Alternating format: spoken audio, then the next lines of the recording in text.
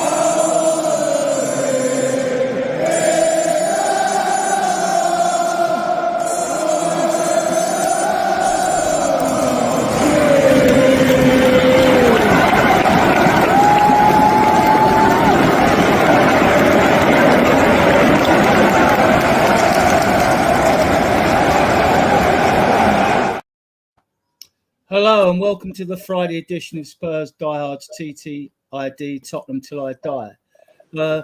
We got some guests, with some good guests coming on tonight's show. We've also got mods and fellow admins. We shall be discussing incoming transfers, the Spurs squad in general. We'll do a predicted lineup for the Bayern Munich game as well. So without further ado, I'll introduce the guest first. The first guest on the show, Brett. How are you? Not too bad, thanks. A bit of a stressful start to the week, but I'm good now, and things seem to be settling down with me and with the country, so I'm good. Mod Mark, how are we today? All is good. The sun is out. Yes, it's going to be a good weekend, allegedly, and everything is good. Fellow admin Ian, how are you?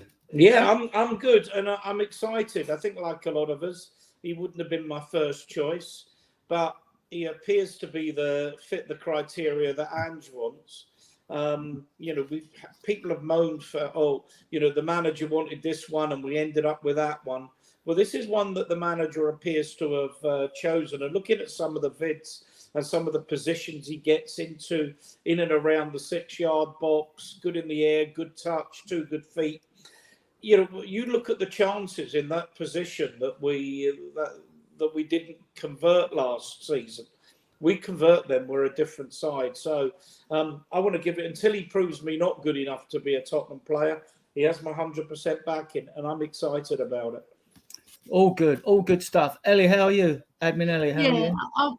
I was due to host, guys and girls, right? But I've handed it over to Adrian because I nearly lost my husband tonight. He was very lucky in a big escape. Spanish van's a write-off, but Spurs are not a write-off. Just because we've signed Solanke, don't mean we're a write-off. He's a striker. That's what we wanted. He's a decent striker as well, like Ian Meff alluded to, and if he can finish some of those chances off, we'll be cooking. And I just hope that Spurs fans warm to him when he starts banging them in. Right, well, we'll start there then, Brad. Your take on Solanke? Last season, I noticed that he was scoring goals quite regular for Bournemouth. And I thought, that's a decent player. Spurs could be interested in him at some stage. To be honest, I wanted Ivan Toney, but I'm quite okay with Solanke. Every person that I've read in the media and that who knows more about football than I do seems to think that he will fit into Ange's system. So that is a good thing.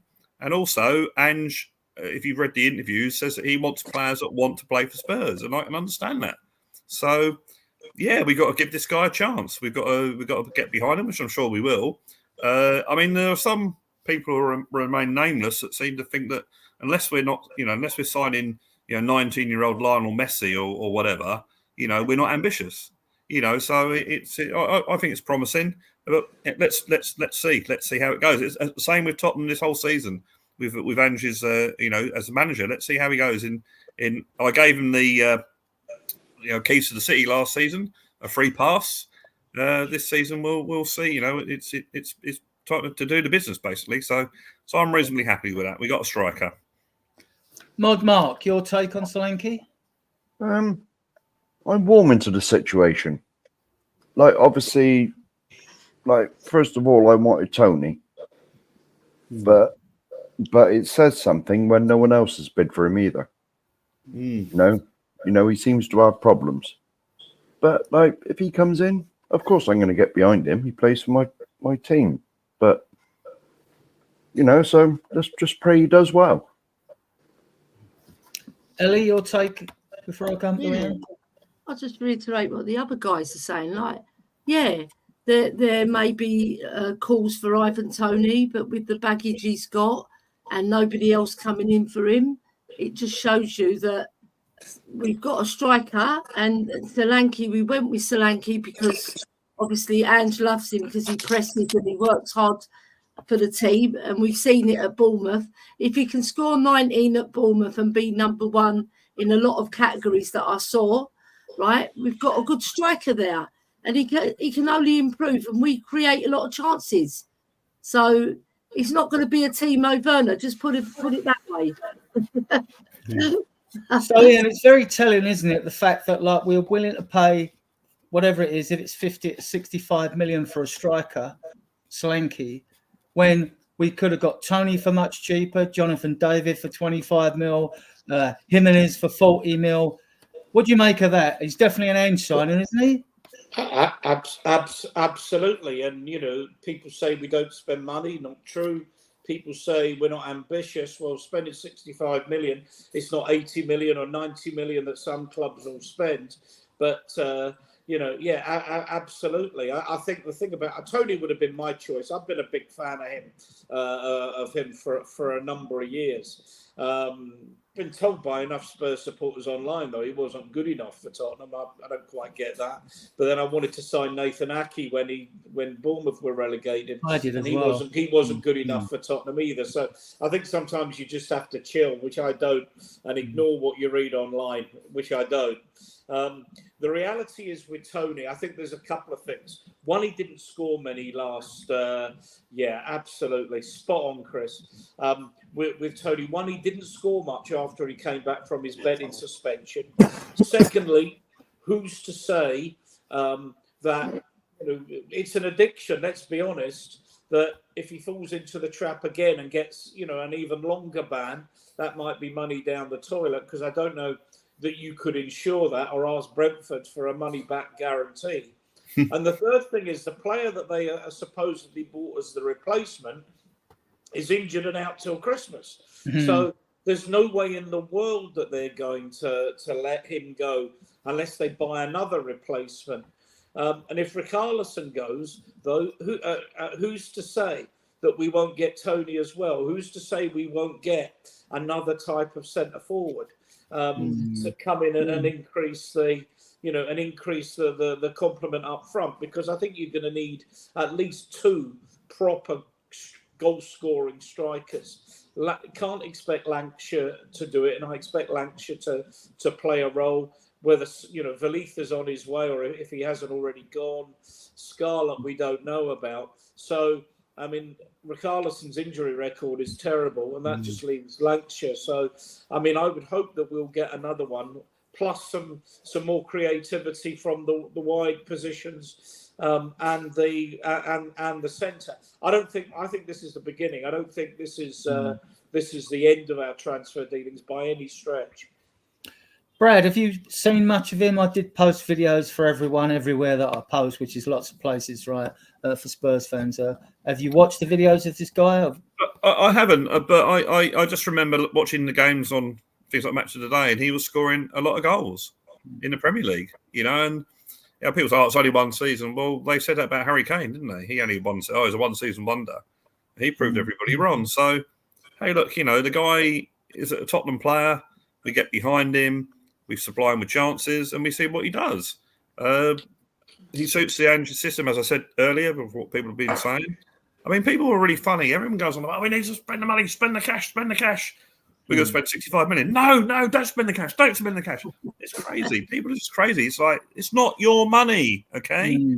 And we don't know. Everyone said, oh, well, why spend 65 million on that player? That might stop funds for this player. None of us know. None of us work in the Tottenham Hotspur accounts department, okay? If I worked in the Tottenham Hotspur accounts department, I might have an idea, and I might say, well, I've been looking at the balance sheets and this and that, but we don't. So let's, look, I know that I've criticised Daniel Levy. I know that he's done some bad things, but at the moment we just got to say, well, okay, we bought a player. Let's see if we can get another player before the window. I said on Irish Hotspur fan show last week, about a week or so ago, that this week the players come back from their holidays that have been in the Euros. Tottenham get back with all of our agents or whatever it is. Everyone's back in the country now, so now deals can start to happen. So that's what I predicted, that something would happen this week, and it has. So hopefully in the next couple of weeks we might sign some more players. I think we still need a player like Eze. I'd love to see Eze at Tottenham. I've got a feeling that's not going to happen. But that sort of player I think we need. We need a bit of gold dust. We need a bit of magic potion, like Gascoigne used to do. Someone that does something different. Something that does a little bit of magic. That's what we need. I thought Eze could be that player. If we get him, brilliant. I love it. But we'll see. We'll see what they do. We might need another left back, cover at left back. But we've got the striker. Ange wanted him. And Ange, I tell you this for free. Ange will walk if he doesn't get what he wants. He had an idea when he got the Australian football team to the World Cup. He wanted Australia. His attitude, his ambition, Australia to win the World Cup. The Australian Football Federation, oh, you're being stupid. You're being totally stupid. We're just happy we were there. But no, he wanted to win the World Cup. Okay, it's probably not going to happen, but that's what he wanted. And because the Australian Football Federation's no, we're just happy getting there, he walked out. So he got no ambition. So all these people that say, oh, he's a yes man, he's got no, he's very ambitious. So hey, let's enjoy the season. Mod Mark, a lot of media stories, made up stories in the press, because let's be fair, Johan Lang plays his cards very close to his chest, doesn't he? I mean, we made a swift move in for Archie Gray, didn't we? After Brentford went in for him, like no one suspected Højbjerg was going to go to Marseille. That was out of the blue. And now this deal, Mark, it's had to be in the making for a good few days, because you just don't come out and say, like, players accepted the wages, the deal and everything else, and now he's coming and there's talk of the medical.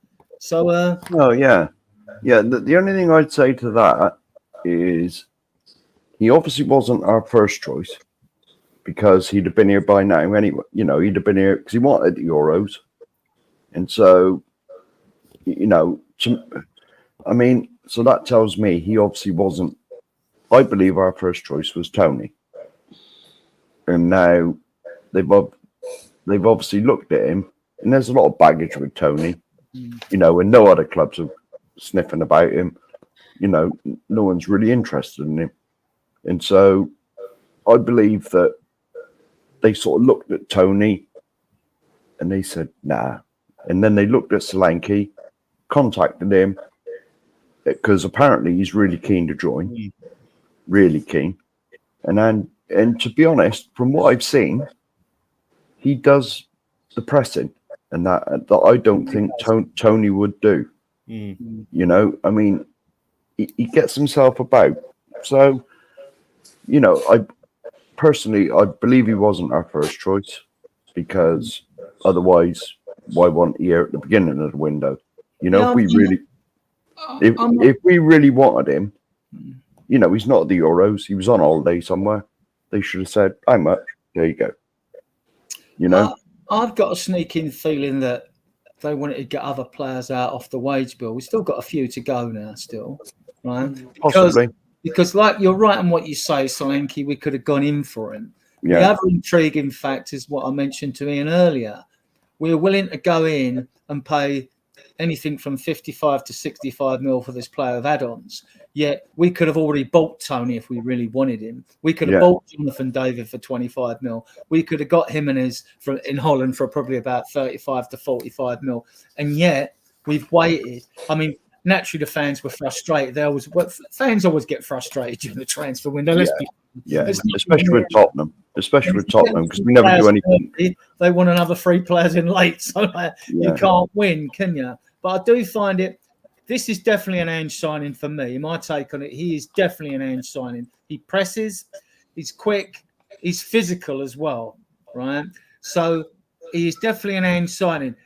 I can't say it excites me, but I was chatting to Ian earlier on the phone, and I said, well, Ange Ball could be the making of Solanke, and Ian rightly came back at me and said, well, yeah, Solanke could be the making of Ange Ball. Oh, over to you, Ian. I mean, I said that because we know that we didn't get enough goals last year, particularly relative to the number of chances we created. And I think Ange has known he needs somebody on the end.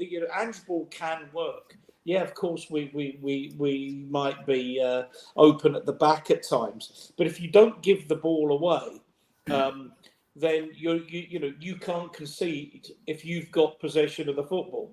It's one of those blinding flashes of the obvious. The other thing is when that ball goes into the box, if we convert a lot more chances than we did, we will score a bag full of goals. And if we score 5, the other lot get 2. Is anyone really that unhappy?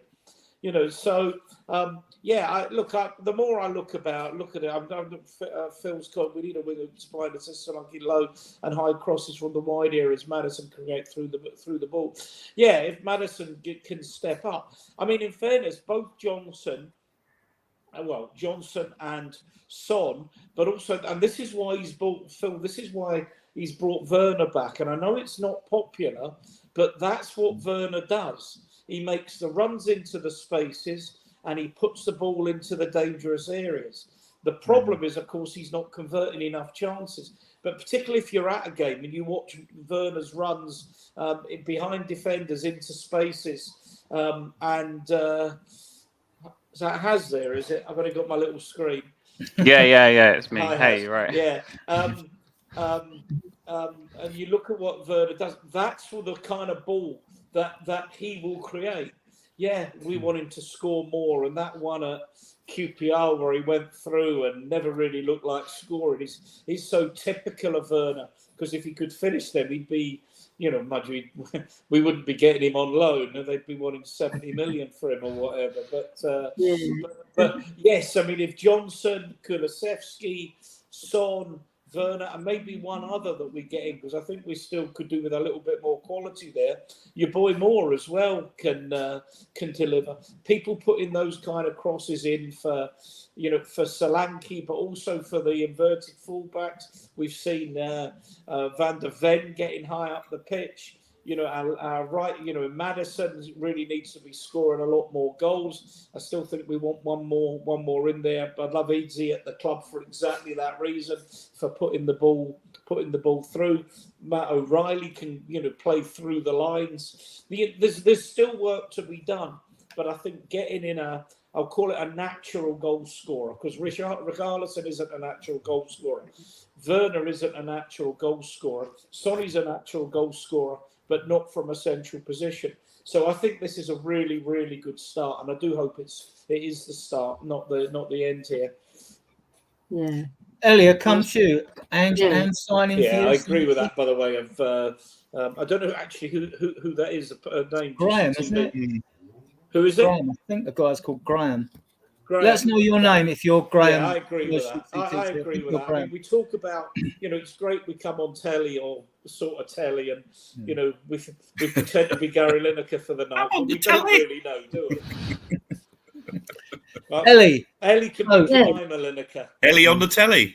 Solanke, Ange Ball signing. Yeah, I think so, because like Mark said, he does press. He scored quite a lot of goals, 19 goals last season, not too shabby. He was up there in the top 5. So what we got to do is nurture the player, make him even a better player than he is.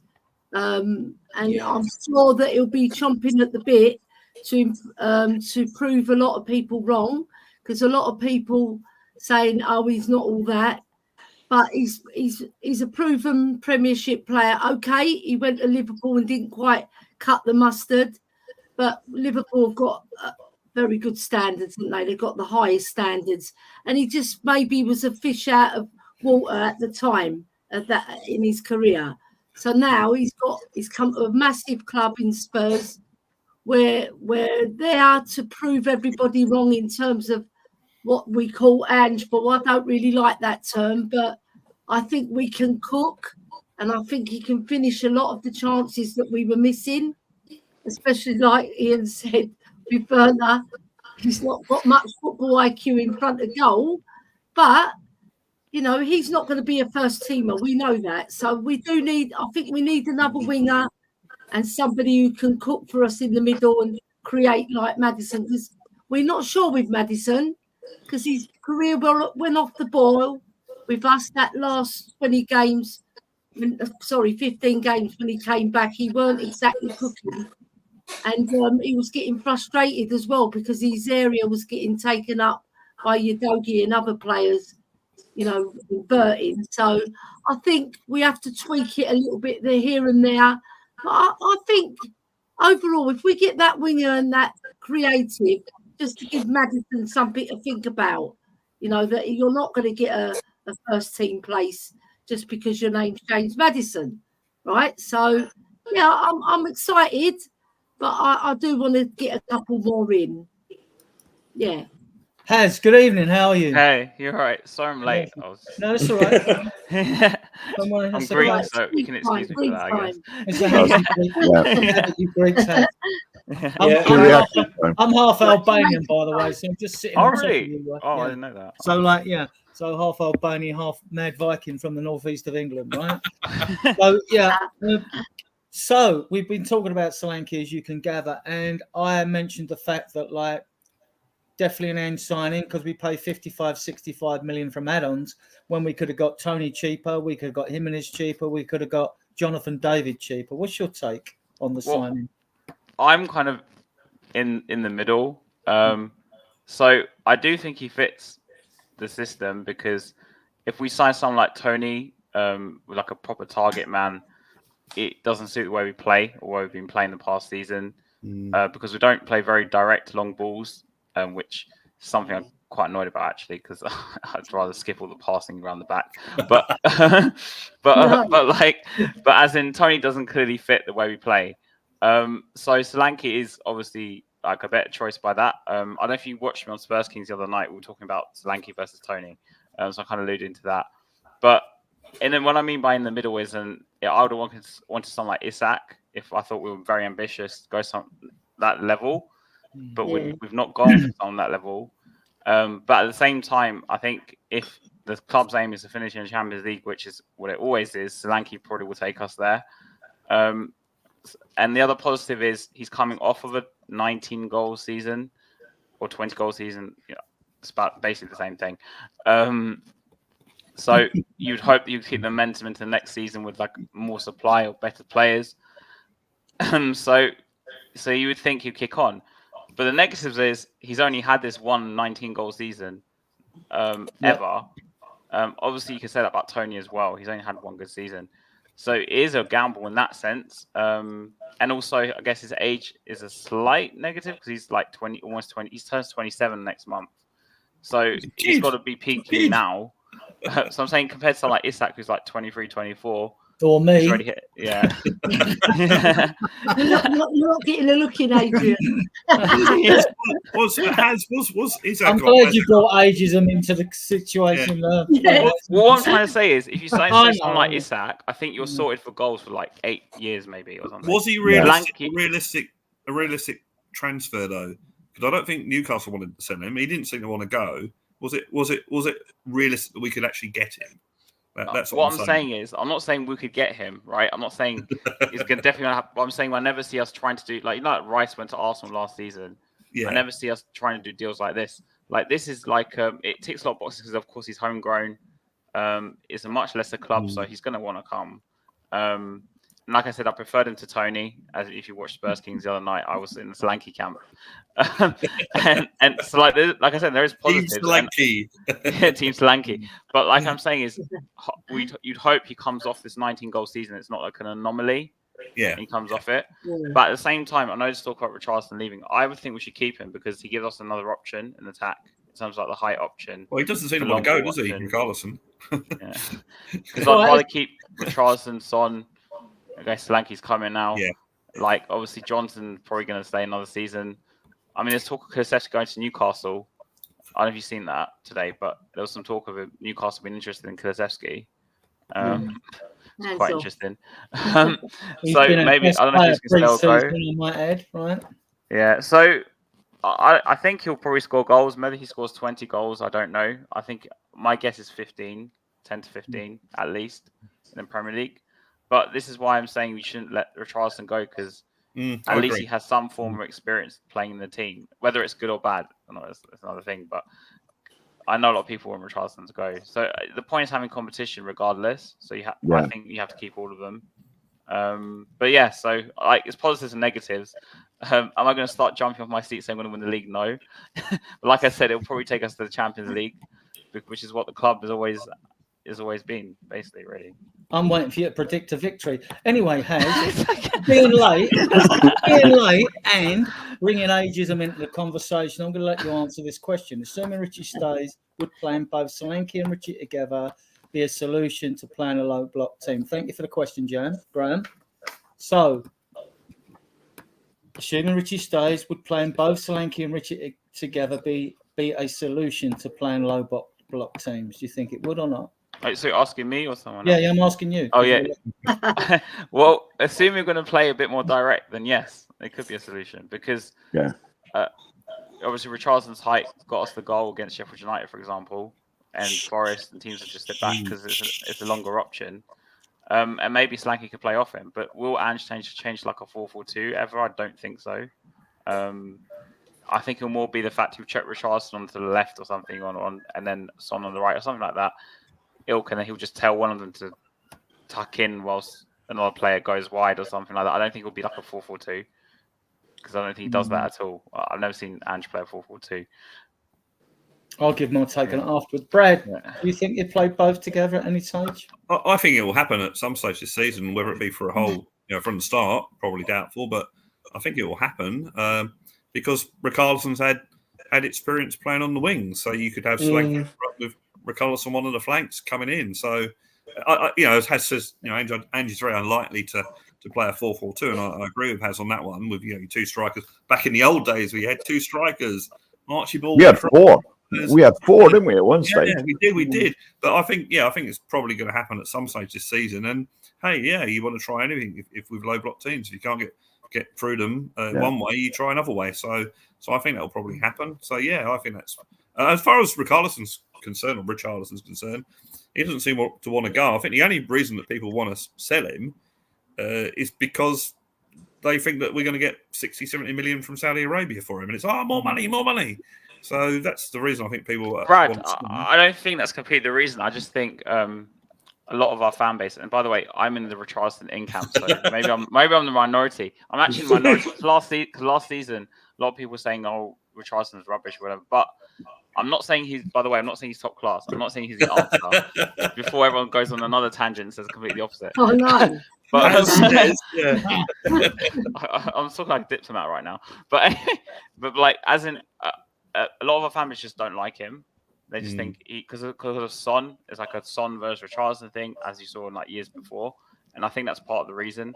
I don't think it's the money. I just think they just don't rate him. It's just I mean, all right. In hindsight, probably saying that's probably not really 100%.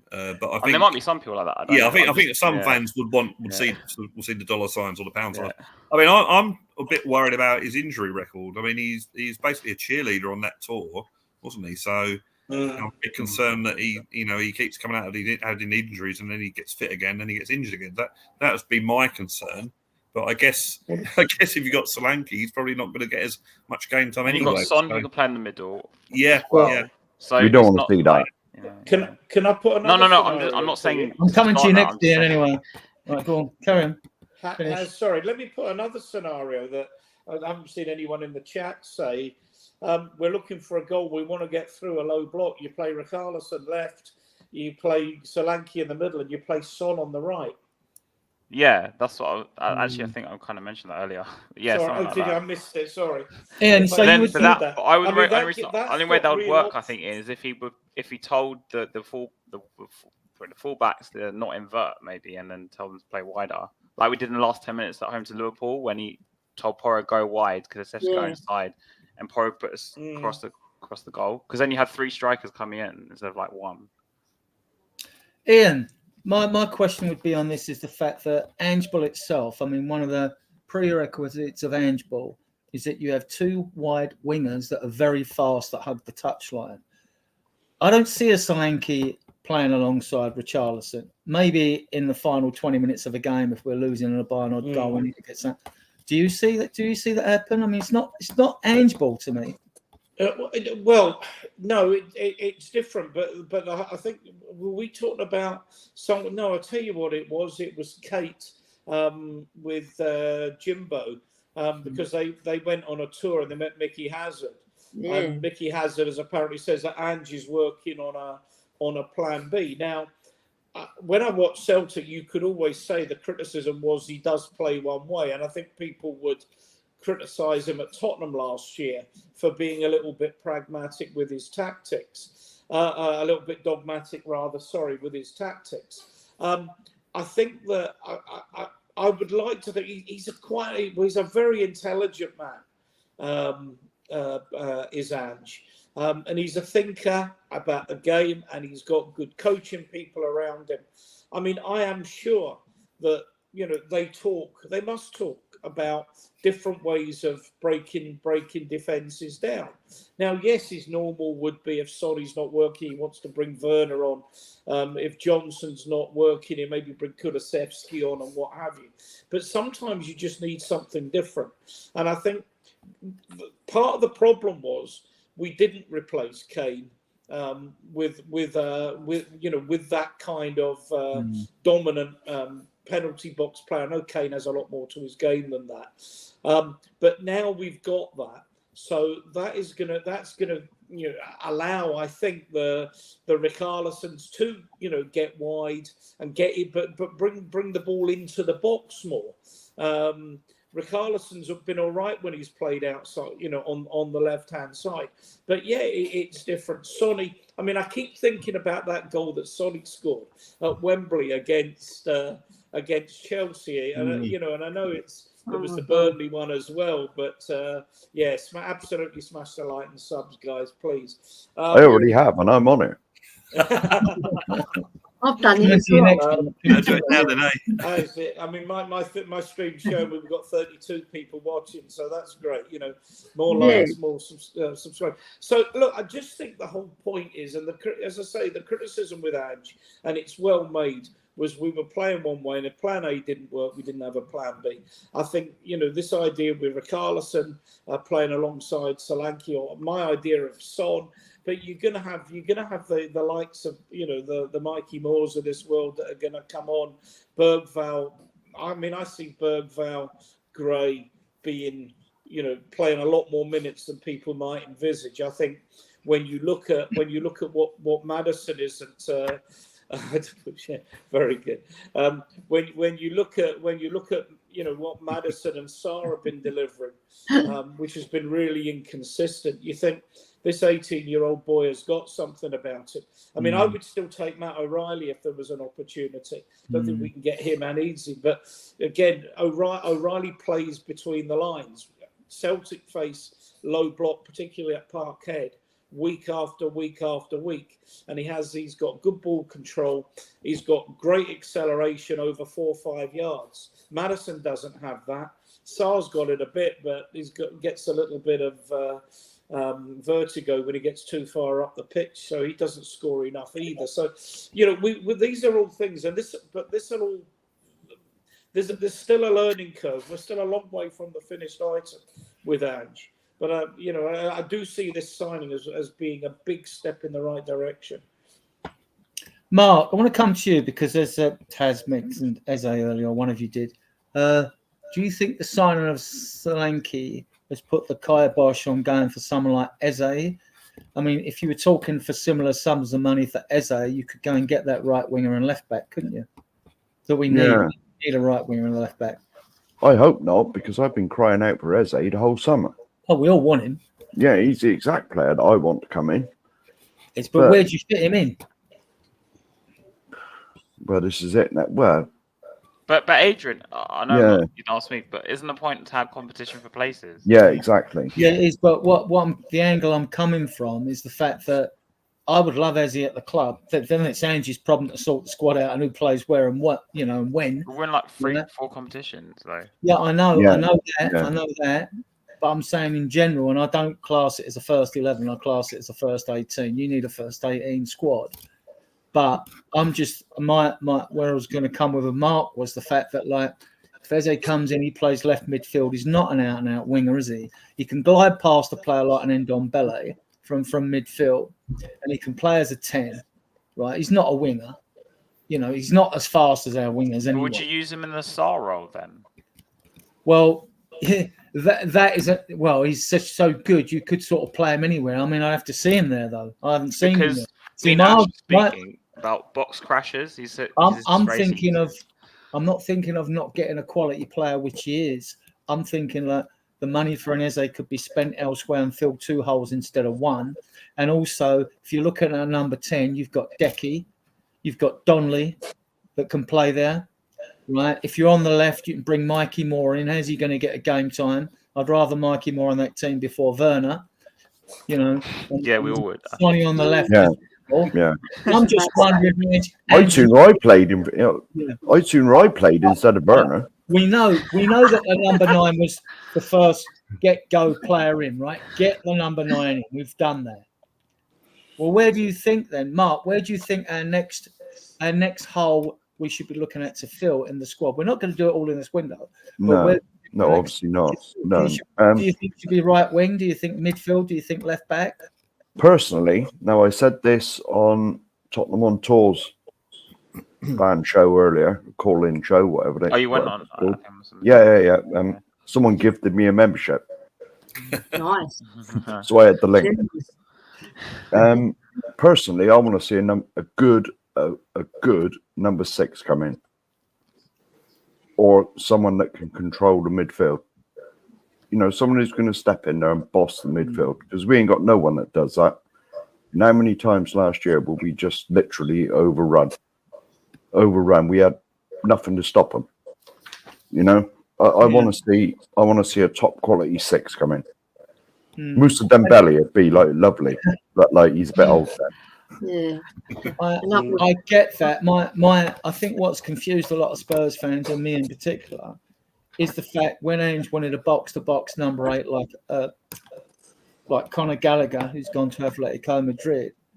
I wonder what he wants. If it was a number 6, you could go out for Ederson at Atlanta. You could have gone for Fantasia at Juventus. I'm not sure even Gibbs White, who I quite like. He's more of a 10, isn't he? Yeah, I mean, he's more of a shotgun quarterback at the back and takes the free kicks and does the Adrian, Ash Yeah, was go on. telling me something interesting. Sorry to interrupt. No, go on. That's what we're here for. Apparently, Ange was, because bear in mind, I was in Cyprus, so I didn't see any of this of Ange on TV because I know people were talking about it, but I had different coverage. But apparently, Ange was like gleaming over like Fabian Ruiz, you know, who plays at PSG. So would he want someone like that, for example, to break the low blocks? Because obviously Fabian Ruiz was more like a deep line playmaker, wasn't he? You got Fofana as well, the French one. There's a few sort of type number 6 players out there that can do a job. I just wonder now that we got Archie Gray though. I just wonder. I think the plan is to play Archie Gray in that role. yeah, I think so. He's too young, though. He's too young, in my opinion. I'm not saying he's the answer in this season, maybe in a few years' time. But what I'm saying is that that's why I think he played him as centre back in the friendlies. One, because also we didn't have any centre backs here, but two, because that gives him a bit of experience in the back lines. Yeah. But you do have a point, because we have bought a number 6. I don't see us buying a number 6, even though I'm one of the people who wants like an old school Wanyama. Like a real brute. Like I don't think we play that way though. I don't think we play. But we won't. But maybe he will play Gray there, because Gray has got a lot of first team minutes at Leeds anyway. So I don't think he'll be, so phased by it. I'm not saying he's, I haven't seen him enough to say, but. Yeah, you wouldn't play Gray further forward if you were going to play Bergvall as well, would you? Or Madison. So he's going to be back. So you're looking at perhaps Bentancur even. He did the job at Juve, but it's different. It's a different league and a different pace of game, isn't it? So I think he wants a right winger. What do you think, Az? I think he wants a right winger before he moves anywhere else. Because he was obsessed with Neto as well. Then he can move Decky in the middle. Yeah. I mean, and let's be fair to Decky. I am a big fan, so I'm a bit biased. He's got a fantastic skill set, and he's faster than all our midfielders. Anybody says different needs to go and check it out, right? Because he's big, he might look a bit slow because he's a lump, right? He's been a best player pre-season. Some of them flicks he's put through for goals and stuff have been all right. It's pre-season games. It's not all right. Bayern were the best opposition we've faced, but I can see Decky playing as an 8 or a 10 in that team. I think he could even play as an inverted fullback because he's got the physicality to do it. Because half the time he comes back and defends anyway. So he's not going nowhere. I don't care if Newcastle or anyone's interested in him. He's going nowhere. You don't get rid of a player, a utility squad player with the skill set he's got. You just don't do it. It would just be madness. But that's only my opinion, and I am biased because I like the player, right? But and he did get 8 goals in a poor season last year, which is more than Johnson, who got 5 and 7 assists, and more than Werner. So, and he just gives you that something around the penalty area, that threat Decky does. Adrian, is Soren in the background? If he is, yeah. No, he's not in the background. He's saying give you a nudge. Well, I just went off to make sure she got in the door okay. So. I haven't. Soren, where is Soren then? If he can hear us or whatever. He's put in the private chat. Somebody give Adrian a nudge. Lol. Yeah, somebody give Adrian a nudge. Has he got the link? So someone can add him on, maybe, the link. I'm sure I sent him the link. He's there. Look, there he is. I'll add him. There you go. He did say, hey. Oh, you rely on the woman. Soren, sorry. I've got 6 abreast below me, and then when I roll up the mouse, I'll see you down there. Sorry about that. So it's only 20 minutes this time. Oh, that's okay. I know you don't want my opinion. It's okay. No, that's fine. It's just a subtle way of. So how are you, Soren? All right. How are you? I'm nearly asleep now. We got you in early. Don't worry about it. We got you in early. Right. He's got to go work in a minute. I've only got about 2 hours left. We're all talking about Richarlison. Well, he's about to take part in the 400 meters hurdles at the Olympics.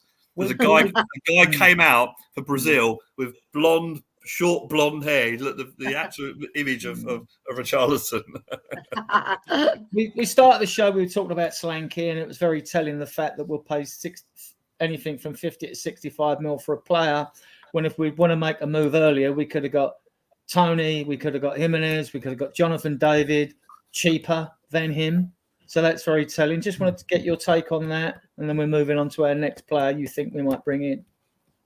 I mean, my point of view is if we've signed Solanke and we've paid more money than the others, then does that say the others were never considered and Solanke was first choice? So, look, there's always going to be somebody out there that's going to moan about us signing Solanke, but the way I look at it is if that's who Ange wants, then it's on his head and you get the play. We've shown we've backed him, and anybody people now can't keep coming out and saying we're not backing this manager because we seem to be signing the players he wants. Maybe not enough and quick enough, but we look to be getting the players he wants. So for a change. What do you think our next priority is then? Do you think it is a right winger, or do you think it's a left back, or do you think we go for Eze? Well, I mean, Ange has already come out and said that he feels that the weakest part is up front. So I won't be surprised if there's another attacking player brought in. Whether that's an Eze or whether that's a winger, left or right, I'm not sure. But I don't know about Eze. I don't know if we're even gonna go for him. But you know, there was that Zaha link today, and the deal's off. Yeah, going back to Palace. Yeah. I mean, maybe that's what's holding it up. I mean, everybody's going on and blaming Daniel Levy as usual, but maybe again, it's not our side that's holding these signings up. I don't know. And I mean, I've said it for a few times now that we don't know who we're linked with and we don't know who we're going to sign until we actually sign on the dotted line. So maybe Eze will come. I mean, it will certainly be. I don't want to call it a marquee signing, but I suppose for Tottenham it is a marquee signing, isn't it? So, I mean, look, I don't think there's a fan out there that wouldn't want Eze coming in. I can't imagine. The only question I've got is where does he fit? I mean, I think as Dan's asked that question, as where's he going to play? Is he going to replace Sonny? I don't think so. Is he going to replace Maddison? Possibly. Richarlison got the bronze, by the way. All right. What he's been doing is really at the Olympics. Exactly. I mean, when you consider, Soren, that apart from Maddison at 10, you can play Decky there, you could play Donley there, you could play Bergvall there, right? Would you take a right winger and a left back for the money it would cost to get someone at Eze rather than Eze? Would we fill two holes? I mean, look, yeah. I mean, if we went and got, say, a Chiesa or somebody like that, then yeah. I mean, I personally would, because I think we've got enough in midfield now. But then, do you argue the fact of, well, Decky can play on the right, so do we need another right? I don't know. I mean, I think it's just as bad as it's going to sound. It's a wait and see. See who we actually sign, see who the manager wants. Yeah, well, if we include Deke as a midfielder, we've got 8 midfielders. Yeah. 8. Yeah. Ian, For 6 positions. Yeah. I still think Bentancur could go. I know it's a... I'm with you I on hope, that. I hope not. There's another player I like a lot, actually. No. Adrian, I really like him, but I just think too much has happened. Yeah, it's just what he's done. I think what happened with Enzo Fernandez in the Argentinian squad came as a godsend to the Uruguayans, an air incident, because I just think it just lessens the impact. But also with Bentancur, you have the Argentinians more more done for racism, and the Bentancur's more violent. I mean, in today's world, the racism bites deeper than the odd little dust up, right? I mean, it's really been dust up. It runs deeper. Ian, your take on future incomings now that looks like we've got Solanke. Do you think we'll go for a winger, a left back rather than an Eze? Do you think we need an Eze? Good player. Anyway. Yeah, because I think that the players that we've got, Maddison, Bentancur, Bissouma, Sarr, none of them. I'm going to say none of them are quite good enough. That's a little bit unfair. None of them have shown that they're going to make that one of those 2 number 8 or number 10 positions their own, that they can dominate a game. Maddison has been for the last, well, certainly since his injury, so in 2024, has been a real disappointment. And he needs to deliver more. Sarr is young, but I still think he's got a lot of learning to do. Bentancur, I'm not sure if he should remain at the club. And Bissouma is hot and cold. Now, I like it, Eze. I think what he gives and his ability, again, to go through the lines, his ability to keep hold of the ball. Because one of the things we do is the midfield players eventually get bored playing horseshoe football because they can't find the ball, play a hopeless ball into the box, the ball gets cleared along and the defence is vulnerable. And that's my huge criticism of last season is, of course, people can say, but hang on, Ange sets the team up that way so they're vulnerable. And there's of course something in that. But as I said earlier in the show, if you don't give away possession of the football, the other team can't score. And I think the players that we've got haven't proved to be good enough at that. I'm not saying get rid of them all, but collectively they haven't done enough. That midfield hasn't done enough. I think Bergvall will be a star, an absolute star. A fit Bentancur is our best midfield player. Yeah, on his day. But, there's always, this is the problem, isn't it? There's always a condition. Maddison at his best can be a world beater.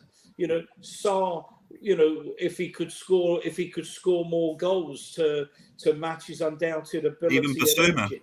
There's always a caveat there. That's been my issue. But I don't think we need a 6, and I know I'm in a minority on that, because I do think that Archie Gray will play that role.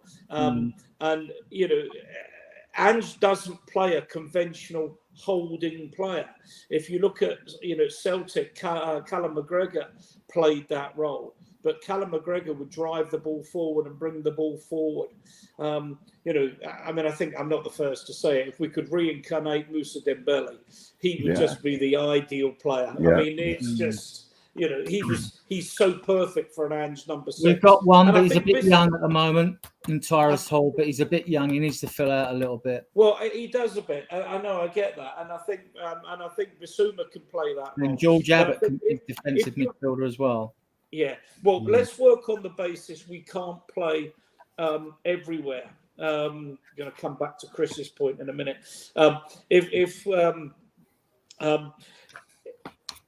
If we've got to prioritise, then if we're assuming that Rishi stays, and that seems to be the assumption at the moment, then I think you're looking at another right winger and a left back. They would be the priorities in terms of two things. One, I read earlier that there was talk. There's always speculation that Zaha coming back to Paris, that would enable them to release Eze. I think it was Fabrizio Romano said that at the moment the deal to take Zaha back to Palace is off, which would he deleted that tweet, mate. He deleted that tweet. Oh, did he? Okay. Yeah. Okay. Well, that that's good. We need consider, and that's my point, Phil. The players that we've got, they're all on their day are really, really good. But none of them, particularly in the second half of last season, which is why we flagged so badly, were consistent. This is another, and I wonder if we talk about the plan B. Sorry, was it Phil who said it about playing three central defenders? Now, if we play three central defenders, it's another game, because we've only got, even if you include Davis, we've only got, it doesn't seem to fancy Phillips. We've only got 5 as a max, and he doesn't fancy 2 of them, I think, in Davis and Davis and Phillips. But I think that would make a mega difference. And then your holding midfield player and your inverted full and your inverted hi Brian, and your inverted fullbacks wouldn't make us so vulnerable. But that's not the way Ange's play. Maybe that will happen. Maybe that will be part of his plan B, that he'll play 3 at the back. But if he is, he'll need 2 more centre halves. Mark, I don't think he'll do it. Would you, Mark? Let's come to Mark. He hasn't spoken for a while. Mark, would you play Gray as a 6? I mean, I like the look of the player. I've seen quite a bit of him actually, so I do like. He will be one of their 18. Obviously, he's going to be in the main squad. But he did struggle against Bayern Munich, didn't he? Yeah. But this is his age. He's Bayern, but I mean, Yeah. Well, to be honest, this is his age. I mean, he's only young. He's going to have good games. He's going to have bad games. Personally, I've been, I said it earlier, that we need a 6 and we need someone who can boss the midfield. Because many times last year we just overrun. Yeah, but as Ian rightly said as well, I mean, like you look at Bentancur, Maddison and Basuma last year, right? So, everybody's saying give young players a chance, and actually Sarr was their best midfielder last year. And he's the youngest. Yeah. It's interesting though, what, as someone's alluded to in the chat, what we need and we've got to have, because these players will lose their place in the team. Ange won't muck about them, right? They've Yeah. got to start showing a better level of consistency than they have. Oh, definitely. And that includes Definitely. especially Maddison and Basuma. I know Yeah. we know Bentancur, because Bentancur's that energetic and he drives forward. He'll get his mojo back easy. If the injury hasn't screwed him, he'll get his mojo back. Sar's box to box anyway, so no issues there. It's Basuma and Maddison that I should be keeping a sharp eye on. I don't know about you. I'll be honest. Maddison's looked really poor in the preseason that I've seen. Yeah. You know, Yeah, he's hardly done anything. He's hardly done anything, you know, and if, you know, and, well, is Bergvall going to give him a kick at the backside? I hope Ellie so. comes to you on the Bergvall because against the Hearts game, he had 55 touches away at the Hearts. Yeah. He had more touches in the second half, in the third half of the field than any player against Hearts on the ball. We struggle against Bayern Munich.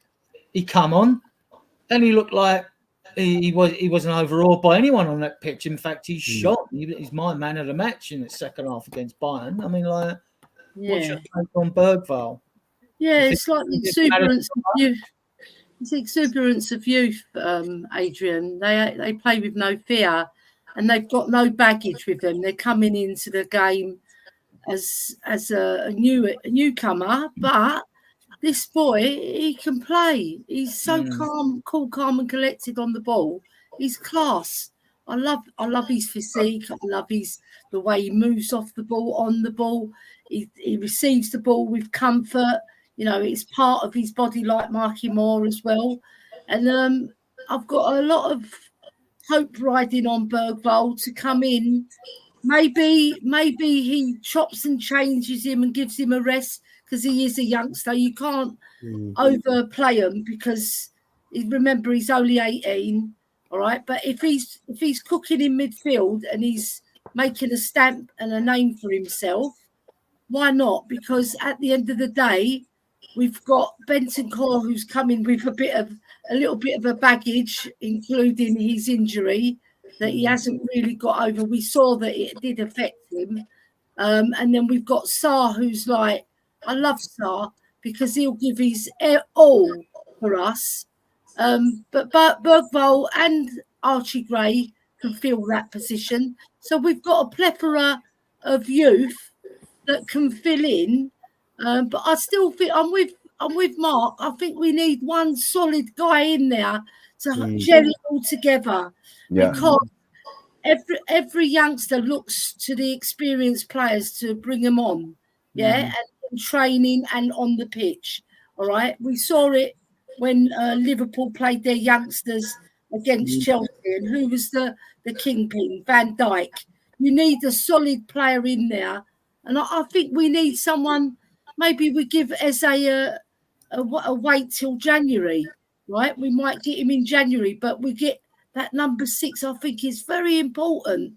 All right, Archie Gray can fill the boots because he's got the know-how and he's got the guile. And he's got the physique, but he's only 18, right? But I'm saying let's get another recognised number 6 who's solid and can command that midfield. Because like you said, Adrian, the midfield is the engine. And if you lose the midfield, you normally lose the match. So I'm hoping that we do someone like that. Be it, do you know what? I would have loved to got Paulinho, but he's gone. He's one off the books. But other than that, there's not that many number 6 that stand out to me, you know, in this modern day and age. I can't think of one player that would really stamp his brand at Spurs and make his name the number 6. I wish we could resurrect Steve Perriman. I'm telling you. He's not dead, is he? Well, you know, I mean, Solanke's homegrown of Nigerian descent. I mean, like, so would you think we resurrect like that? I mean, just resurrect his career. He's still alive.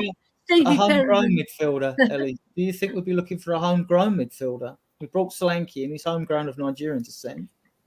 Yeah. Who's there about? Supposed to play for England, you know. Do you know what? Even Skippy can play that role, but he's not got that strength. You know, we need someone like a Wanyama, someone who's solid. Of course, between Wanyama, Steve Perriman, and Roy Keane. Problem is, guys, I don't think I don't think Ange wants to play like that there because He doesn't. That's a shame, though.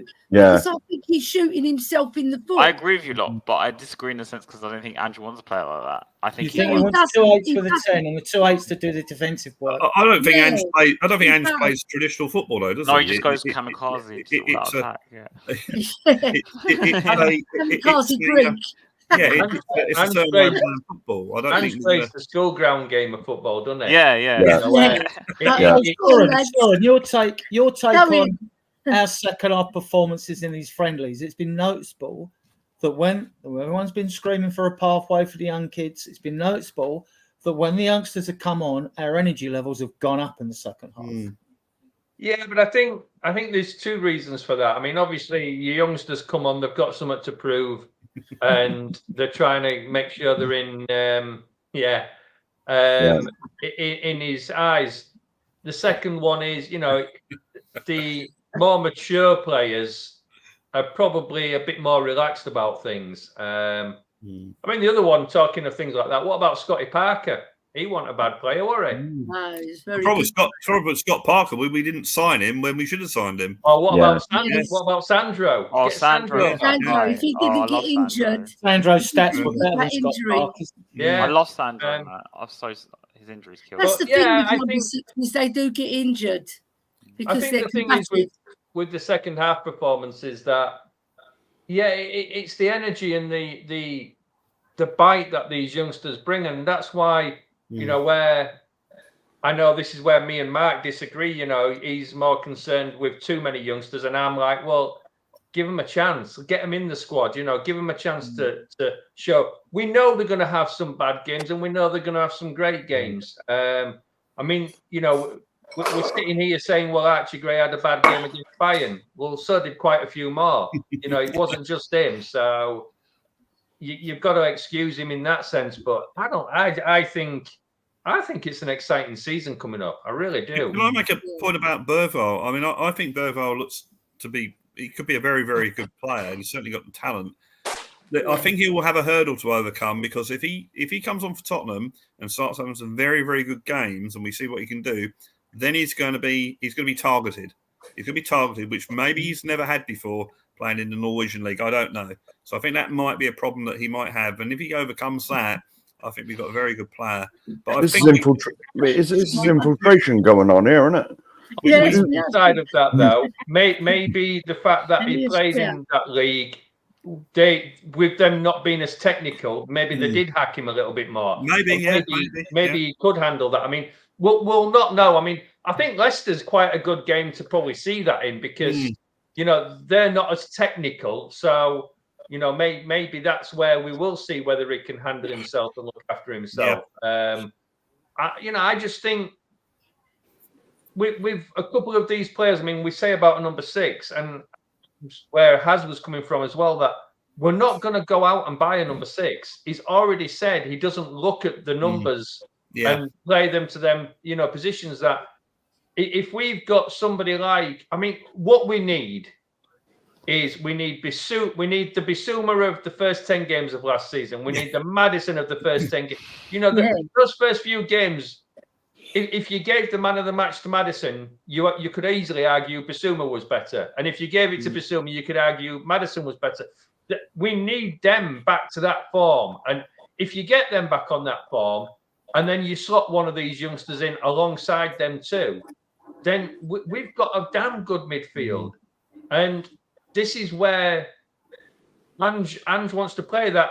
Rather than having that holding midfielder, we have more attacking players, which means keeping the ball more and passing it around and hopefully not making the mistakes.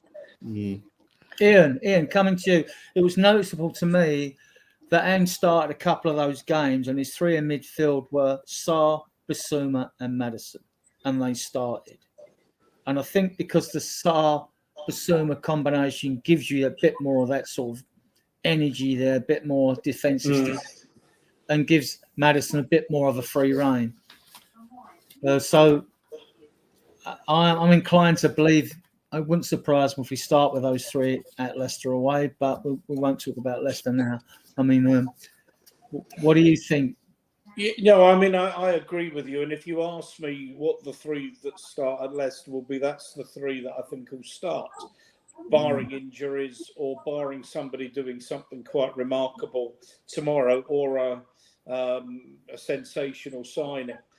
One of the things I noticed, though, because he expects a lot of work from his midfielders back and forward, certainly at Celtic, he tended the first substitutions were either his wide men or his sort of two number eights, because they're the players that are expected to do the most work.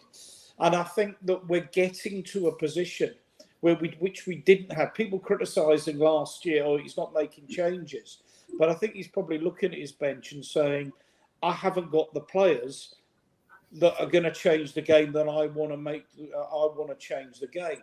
Now, suddenly, if you've got a Bergvall or you've got a Mikey Moore, or you've got an Archie Gray or somebody like that, you've perhaps got the players there that are capable of changing the game or holding the game without losing anything. I think that's how we'll start, but I do have a real feeling that Bergvall will be a starter before very long. And I think Gray as well could be a starter, particularly if Maddison, Bissouma and Sarr don't do the business. I see the Gray being utilised. I mean, it won't be a fixed 11. Obviously, he's going to shuffle his pack throughout the season. Yeah. But I see it because when I've noticed Sarr being overburdened with work, when he's had to sort of cover for Porro at times and then cover for Bissouma, who doesn't track back sometimes. I mean, then I think, well, then I'm saying, like, this is why I think Bissouma's under threat. There was a few times last season he was strolling back. That's into our half, and that's not good enough. He should be busting a gut to get back, Adrian, I said at the start of the summer that I wouldn't be surprised if there was a big casualty. And I'm thinking of a Bissouma or a Bentancur that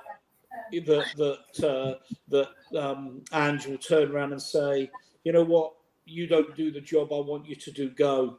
A big name that people wouldn't have expected. That's sort of gone quiet, but it still wouldn't surprise me if late in the window, particularly if there was an opportunity to bring somebody in, if there was a big name that left the club. And Maddison needs to step up as well. I mean, because he was brought in as a big name player with a big reputation. And the player that was going to give us the creativity. Now, he was so good for us in the second half of last year. He lost his England place and as squad place. I know he wasn't necessarily a starter. So he's got 6 months at most, I think, to show he can do it. Otherwise, I think he'll be punted as well. Ange will not sit back and watch players, as you say, sauntering back. Those jobs are you work your pardon my language, you work your balls off for an hour, and it's okay. I'll rest you. I'll bring someone else on that can do the last half hour. And it's not a matter of you being hooked because you're not doing enough. It's because you've actually done enough, and that's the way that's how Ange works.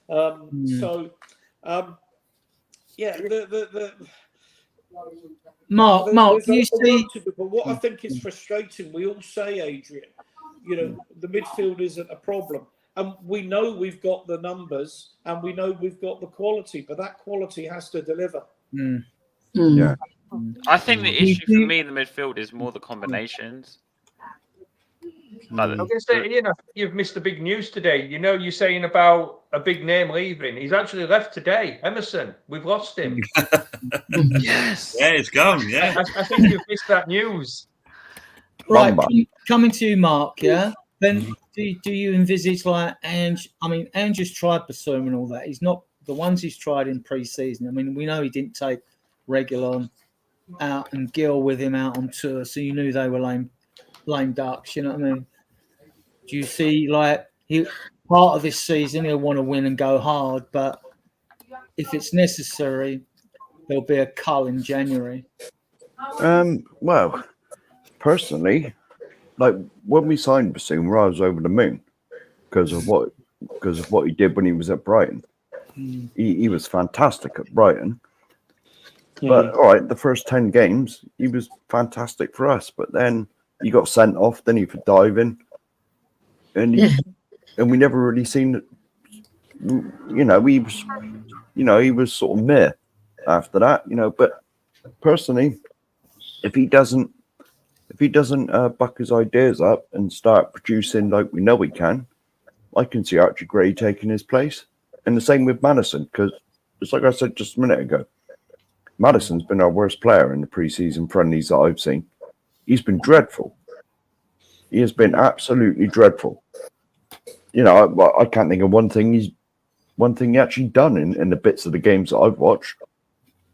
Has he got any assists? Did he get an assist in one of the games? I believe he might. I don't know.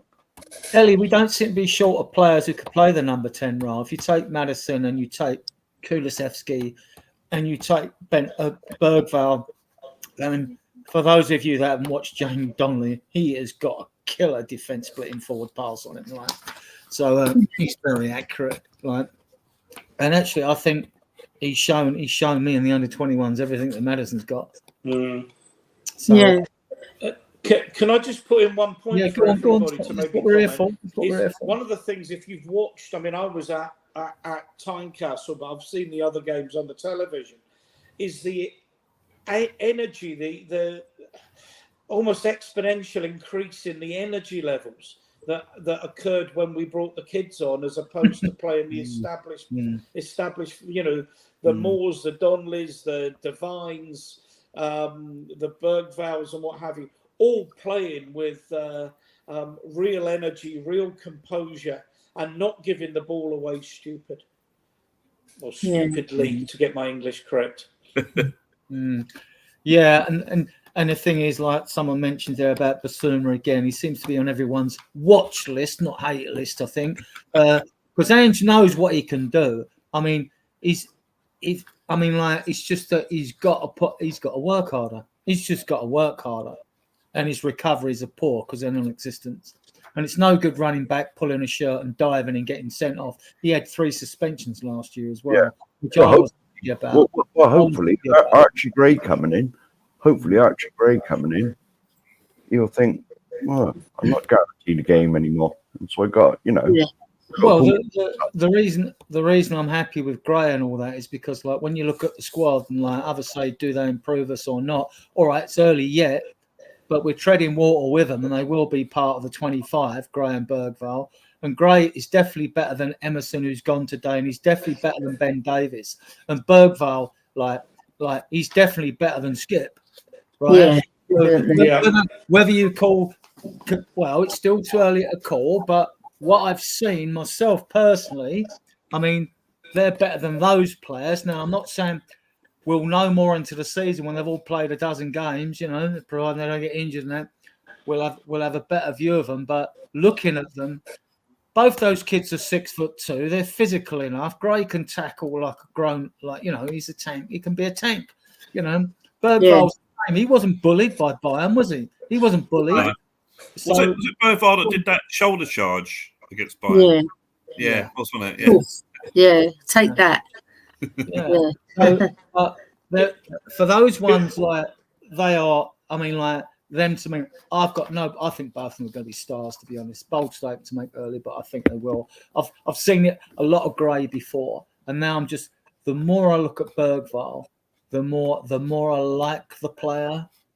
He's got Hodolesque type skill set. Hang on a minute. But he has. He's got that. He's got that. We're not going that far yet. And I've got that. Archie Gray, Gary Mabbott. Yeah, definitely. See, you wouldn't class Gray as a sexy footballer, but with Bergvall, look at him, you think the kid's got stardust. There's stardust in that kid. You know what I mean? Yeah. You know what, Adrian? I want to add. Like, I reckon Divine can have that number 10 role. Played well against rather Bayern, than- didn't he? Second half. Yeah, because like I watched him against QPR, and you were very impressed with him. He was against man of the QPR. match second half against Yeah, QPR. he was brilliant. I think he's Pip got Spence. he's got the vision, and he's got the accurate passing. He's got a really good through ball, right? And he can open up defences. I've got a lot of hope for Divine. He's got a lot of skill. He's got vision. He's got guile. He's only a small lad, but he's got stronger, right? I can see this season he could come in and be the surprise one amongst all the youngsters, because nobody's really speaking about Divine anymore. But when we first got him and he played against Marine and he scored Good that point. really great goal against Marine, I think he could be the surprise back. But I do like Donnelly as well. I really do. I think he's got a touch. He's got awareness. The way he crosses the ball as well, he doesn't just punt it in. He looks for his man. And do you know what's great about the youngsters? They played with each other and they've been winners. Yeah, right? good point. They Good really, point. and they really do gel well. And you can see that they have got a rapport with one another, and their energy levels are like second to none. When they come on, you can see there's an extra guile about the play, and we're just more direct, and we get forward much, much quicker, and it's more exciting to watch. When I was at QPR's ground, honestly, those youngsters really impressed me. Mikey Moore, especially, Divine. They were two standouts in that match. Do you think with Divine, Ellie, that unlike Gray and Bergvall, I mean, Gray's had good grounding in the Championship. Bergvall's had more game time with June Gardens in their league. They put them out early because those clubs can't afford to go out and buy a player, so their youngsters get pushed earlier on. And I just look at Divine, even in a second, I thought, I'm glad he played that well, because my belief is, because he's with their under-21s and all that, and he didn't get the game time at Plymouth because the new manager fancied Ashley Phillips, and before he had the 2 under-21 coaches that were of England at Plymouth, right? Now, and I just think he's just fallen a little bit behind in his development. He's a little bit behind Gray and Bergvall in his development because he hasn't had the game time.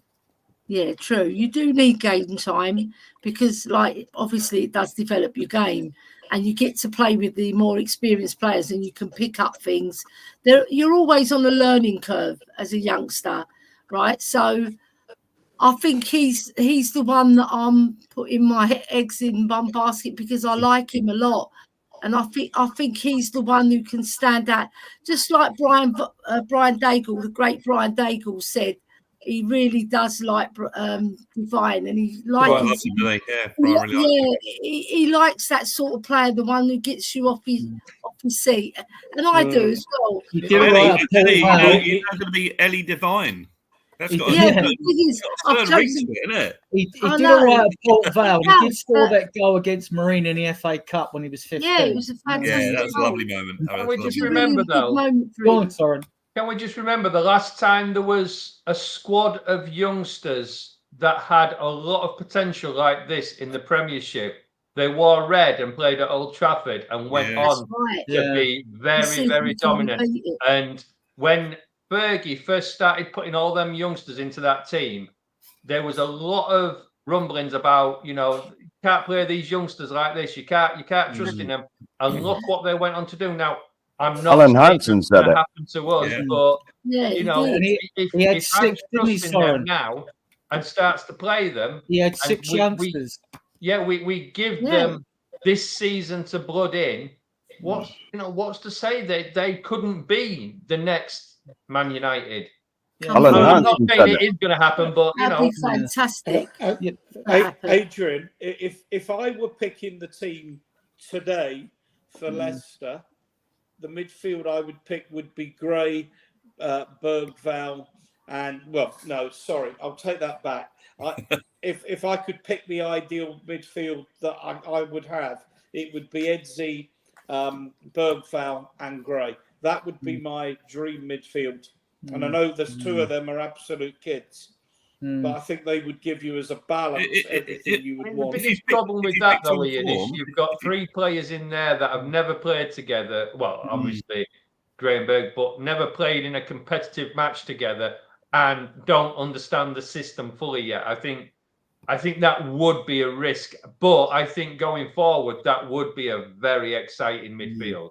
I could see Graham Bergville coming off the bench in the second half against Yeah. us. I don't think he's going to start them, though. I don't think the risk see him starting one of them. not in the first game. I know, I can see him start one of them with Possibly a Madison and a I don't know, maybe a Bentancur or a Bissouma or somebody, a bit like he did with Papsau, where he plays a youngster with two older ones. And I mean, we keep going on about wanting, some maturity in there. Let's not forget we have got Bentancur, we have got Madison, we have got Bissouma, who in theory are the mature players in the team. Yeah. I think Tom in the chat is saying we're all forgetting about Sarr. And particularly maybe if you pick the midfield three based on the friendlies, you'd pick Bergwall, Gray, and Sarr, wouldn't you? Yeah, I think on form. Probably. And I think against Leicester, bearing in mind that players like Bentancur, Lo Celso, whoever haven't had, they've been on holidays, whatever, haven't got into training.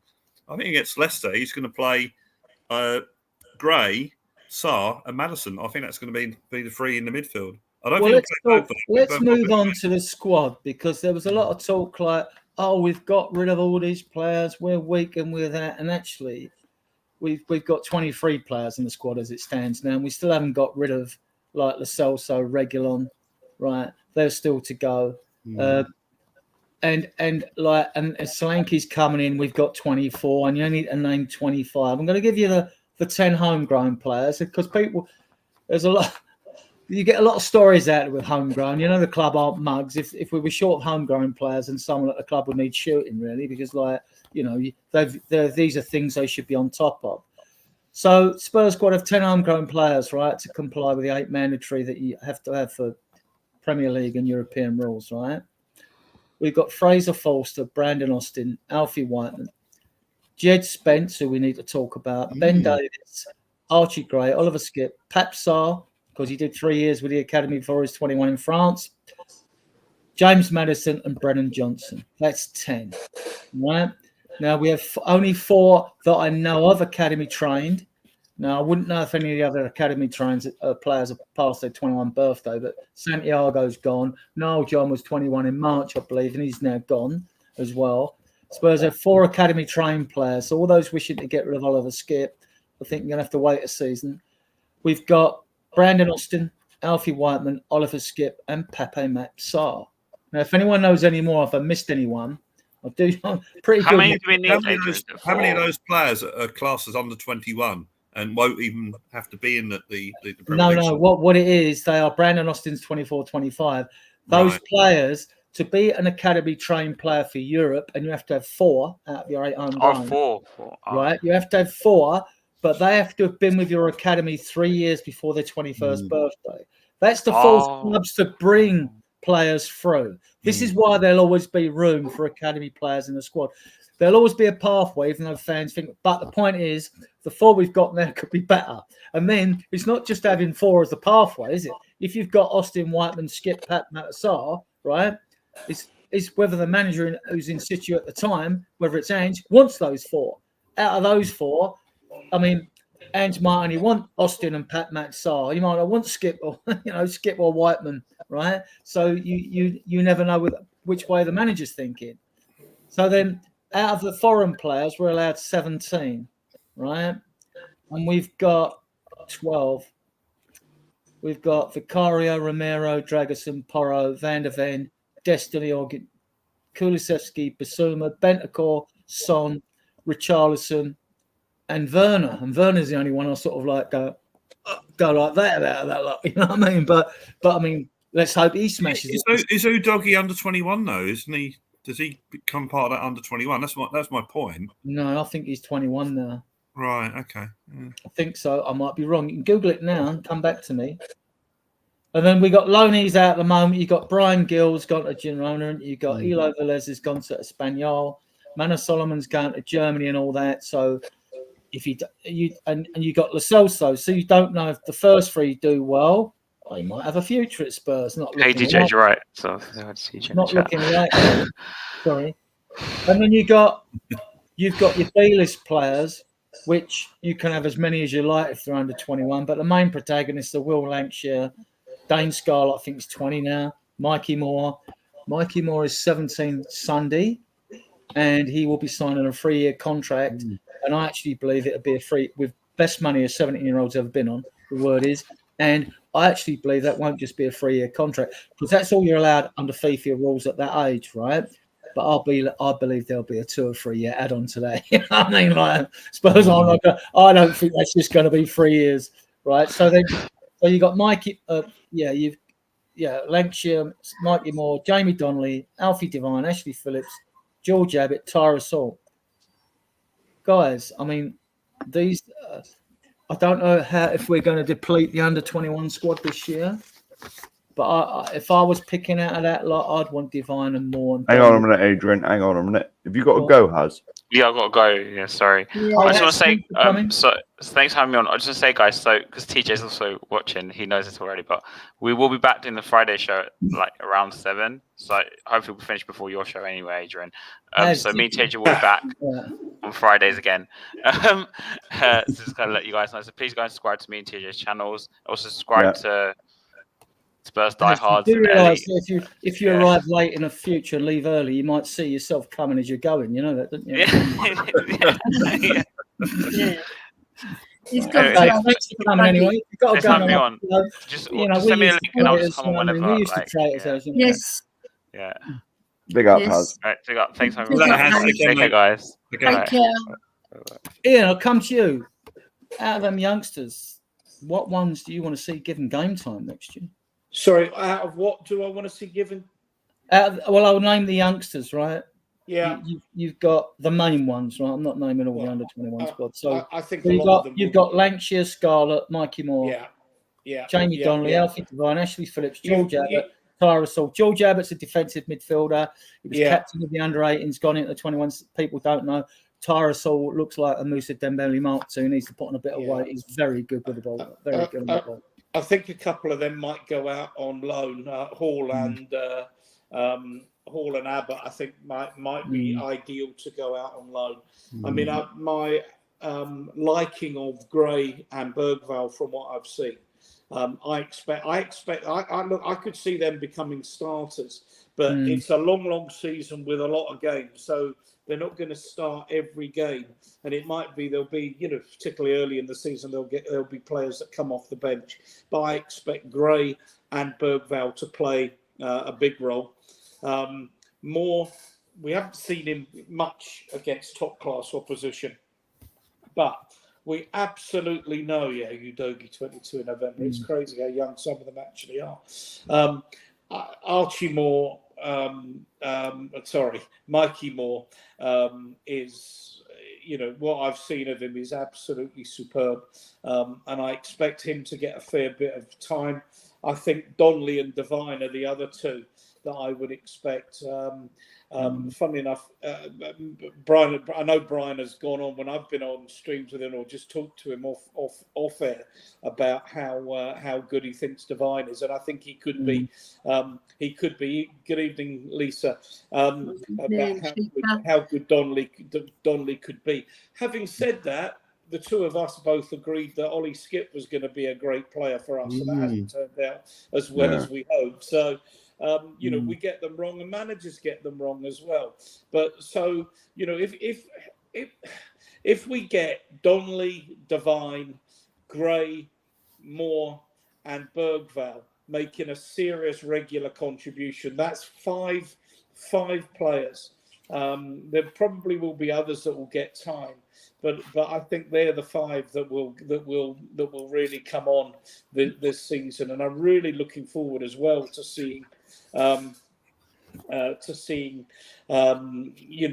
Maybe a few of them starting. Particularly if we get an easier, Europa League game, or we get what we perceive to be an easier League Cup game, without doing what we did at Fulham. That some of these guys can really come in and do a job because they're really, really good players. By any standard, they're good players. Ellie, you've watched a lot of under-21 games like me. I mean, I think I didn't miss if I've missed 2 or 3, that would have been max, you know. So your take on a few of those that you'd like to see given game time, like in the Europa League, we do have 8 bites of the cherry. If we were to win the first 4 games, we'd have probably qualified for the knockout stages, or 5, you know. So, or it gives Ange a chance to rotate, whether it's youngsters or not. So, Ellie? Oh, she's froze. She froze on it. I meant to say you, Mark. Oh, all right. Well, personally, circumstances dependent, because we never know what injuries we're going to pick up. You know, I mean, I'd like to see them all get game time. You know what I mean? Just to see what they're about. You know, maybe, you know, if we're 2-3-0 up in a game, chuck them on for 20 minutes. None of this 2 minutes at the end stuff, because they might not even get the ball. You know, that really winds me up. That does, when a manager right. A lot of it's tactical, and they want to waste a bit of time, but like bringing someone on for 2 minutes. I mean, half the time they don't even touch the ball. You know, I mean, but to be honest, if you offer me 2 minutes playing for Tottenham, I'd snap your hands off. You know, run out in front of 60-odd thousand, but like. I'm sure if they offered us two minutes, that's about all we could do. well, to be honest, I could probably do less than that. Yeah.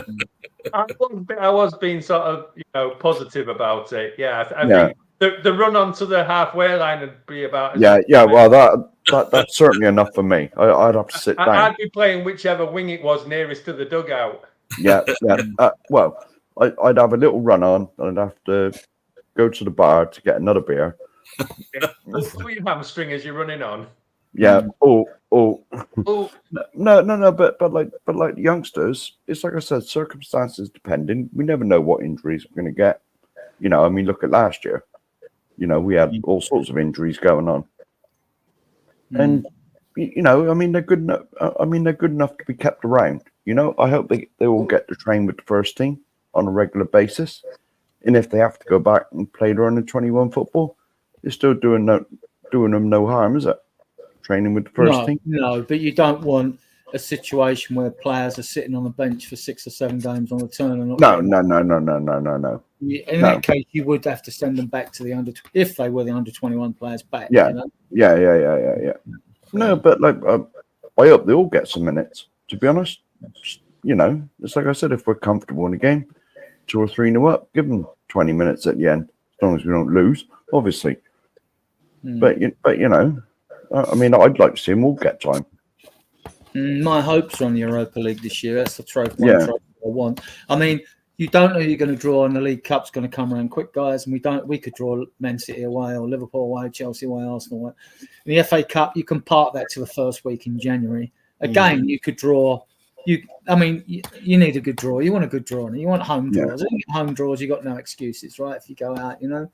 But with the Europa League, it's different. You've got 8 bites of the cherry. I think we can go really far. I think we can win. Actually, I believe we can win that competition. We're not going to meet Man City, are we, in the Europa League? So no, like before, you know, you used to have the Champions League drop down to the Europa League, and actually, if they dropped out the Europa League, they were going to go in the boat race. That was the rumor that was going around. Do you know what I mean? So, can I make a point? Did you mention?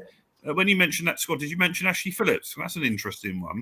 No, I didn't actually. I didn't mention Alfie Dorrington, even who's recovering from an injury. Yeah, he is very good on the ball, and he's left-footed as well. And Phillips to me, I mean, he's 6'4". The guy is an absolute unit, right? Yeah. But the ones we've brought in, I mean, Graham Bergvall, they're 6'2", both of them. These are, I mean, and you look apart from Porro, who's short.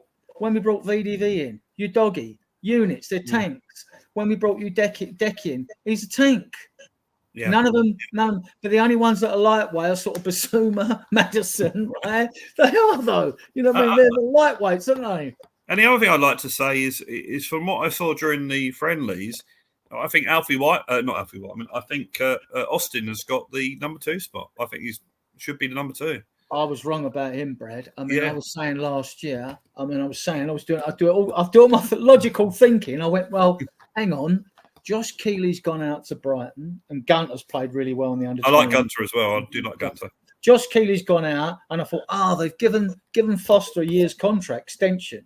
I said, I know why that is. I was telling everyone every podcast, it's because the end of the season, Keeley will be coming in as number 2, and Foster will be let go.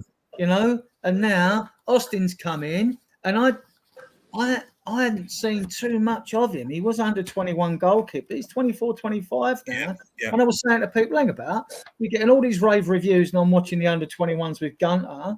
There's no rave reviews in their under 21s. There's no rave reviews about other goalkeepers. Definitely none against fullbacks. If they're lacking in quality, that's one thing that go fill the under 21 with. Get a couple of. They let Charlie Sayers go. Who we got from Southend that time. They let him go. Niall John was filling in a fullback, but he's a right-sided midfielder. But he's gone now to Elche. I think the reason that Austin has signed this contract, doesn't he? New contract. So I think that says to me that he's going to be the number 2 this season. Yeah, I hope so. Out the door, and he's academy trained, homegrown. Yeah, exactly. I think Gunter's a good keeper, but he's got time on his side. So I think Whiteman will be kept as well, even if he goes out on loan. Whiteman's a strange one because I liked him a couple of seasons ago when I saw him in the had a bad injury as well. Yeah, and he sort of went to got loaned out and that sort of thing. As far as the other young players are concerned, I really hope they keep him around the squad. Right, let's have a bit of fun, right? We're going to have a bit of fun. We're going to pick the 11 that's going to start against Bayern Munich. We'll start with the back 5, which most of them will be easy. One position, right? Ian. Hang on a minute, Adrian. Hang on. Well, Ian said he was going to go. I'm going to go. I'll do this. I've just put a thing in the chat. Yeah, I saw that. Right, okay. It's trying to work well. We're going to start off with Vicario, Porro, and Udogi. Porro and no, I don't know. Left back. Dragusin. We haven't got the two Romero and they're back. They're all back. Yeah, Romero, Lo Celso, Vidi, and Bentancur are back in training. But he has already said that they're not starting. No, they can't start. They won't start. So where does that leave us? Heavens above. Oh, thanks. Who started last week? Dragusin started. Who started at left back last week? Oh, Spence. Spence at left back again. Dragusin, and we are going to then play. Who started the other centre half position? Was it Gray? Was it Royal? Emerson played. Emerson Royal. Oh, yeah, Royal, wasn't it? It can't be Royal. Okay. Well, Skip will probably come in then as my second centre half alongside Dragusin. He can't play Royal. Royal's going to Milano. Skip's done well in pre-season. He has done well. He did. He has. But I'm not starting with him. I'm going to start with you. Asking me who I'm going to play. Yeah, I'm playing. So Vicario, Porro, Dragusin, Gray, and Spence. Then I'm gonna go with a team that none of us want, but we're gonna play Sarr, Maddison, and Bissouma. We're gonna start. We're gonna go with Johnson. We're gonna go with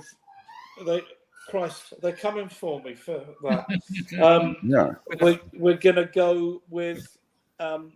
go with up front. We're gonna go with Sonny, Decky in that false 9, whatever you want to call it, and Johnson. That's, I think, the team he'll start.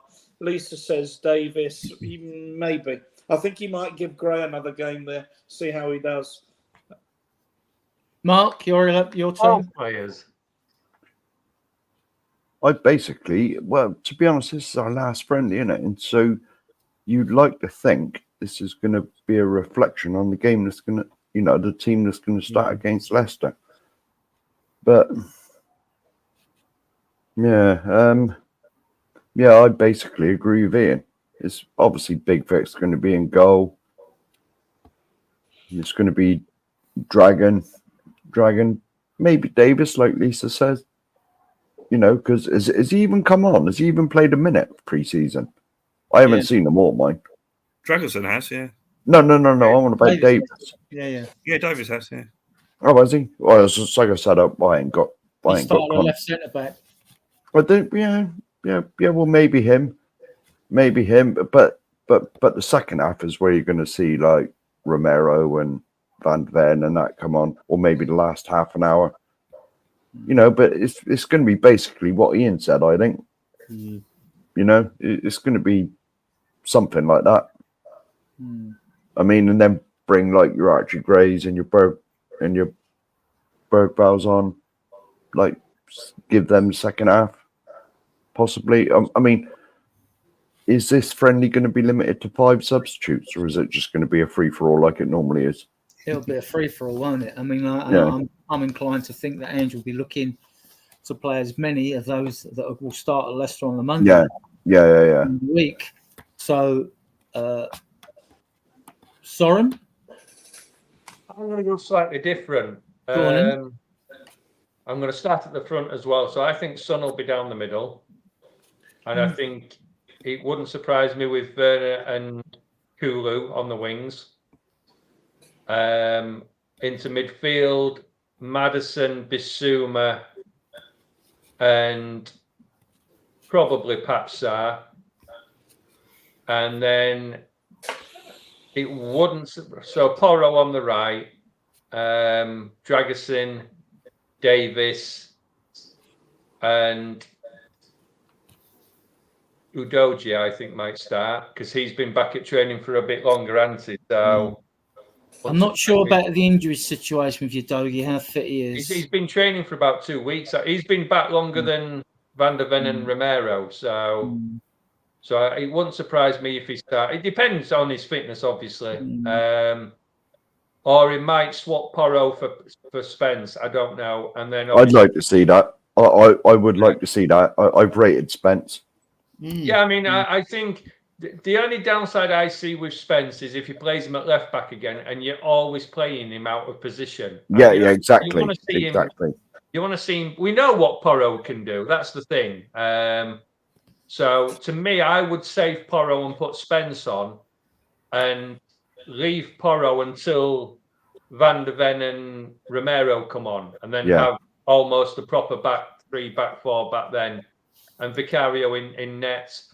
But the other side of it, I would kind of like to see Austin in nets because, we kind of know what Vicario can do. But the problem, obviously you're only 1 match away from the season. So I think the biggest downside is that we cannot play our first 11 because they're not all fit enough. So, that's where I would have liked to have seen it. Or we play Van de Ven and Romero for the first half, knowing that's all they're going to play is the first half, and actually start with the strongest team. But I don't know. I just don't know how he's going to do it because this is where it's all messed up with pre-season now, that they come back off a tournament and you haven't got your players.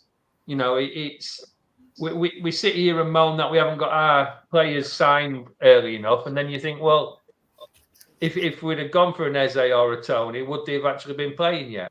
So, it's hard to know, but I think it also depends how fit Richarlison is, doesn't it?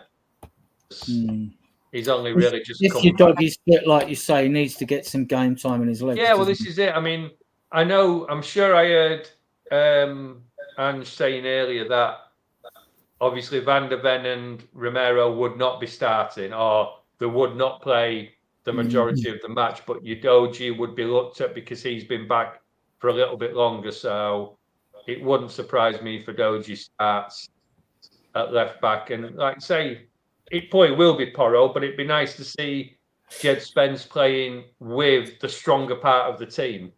Yeah. Brad? Do you right. think... Well,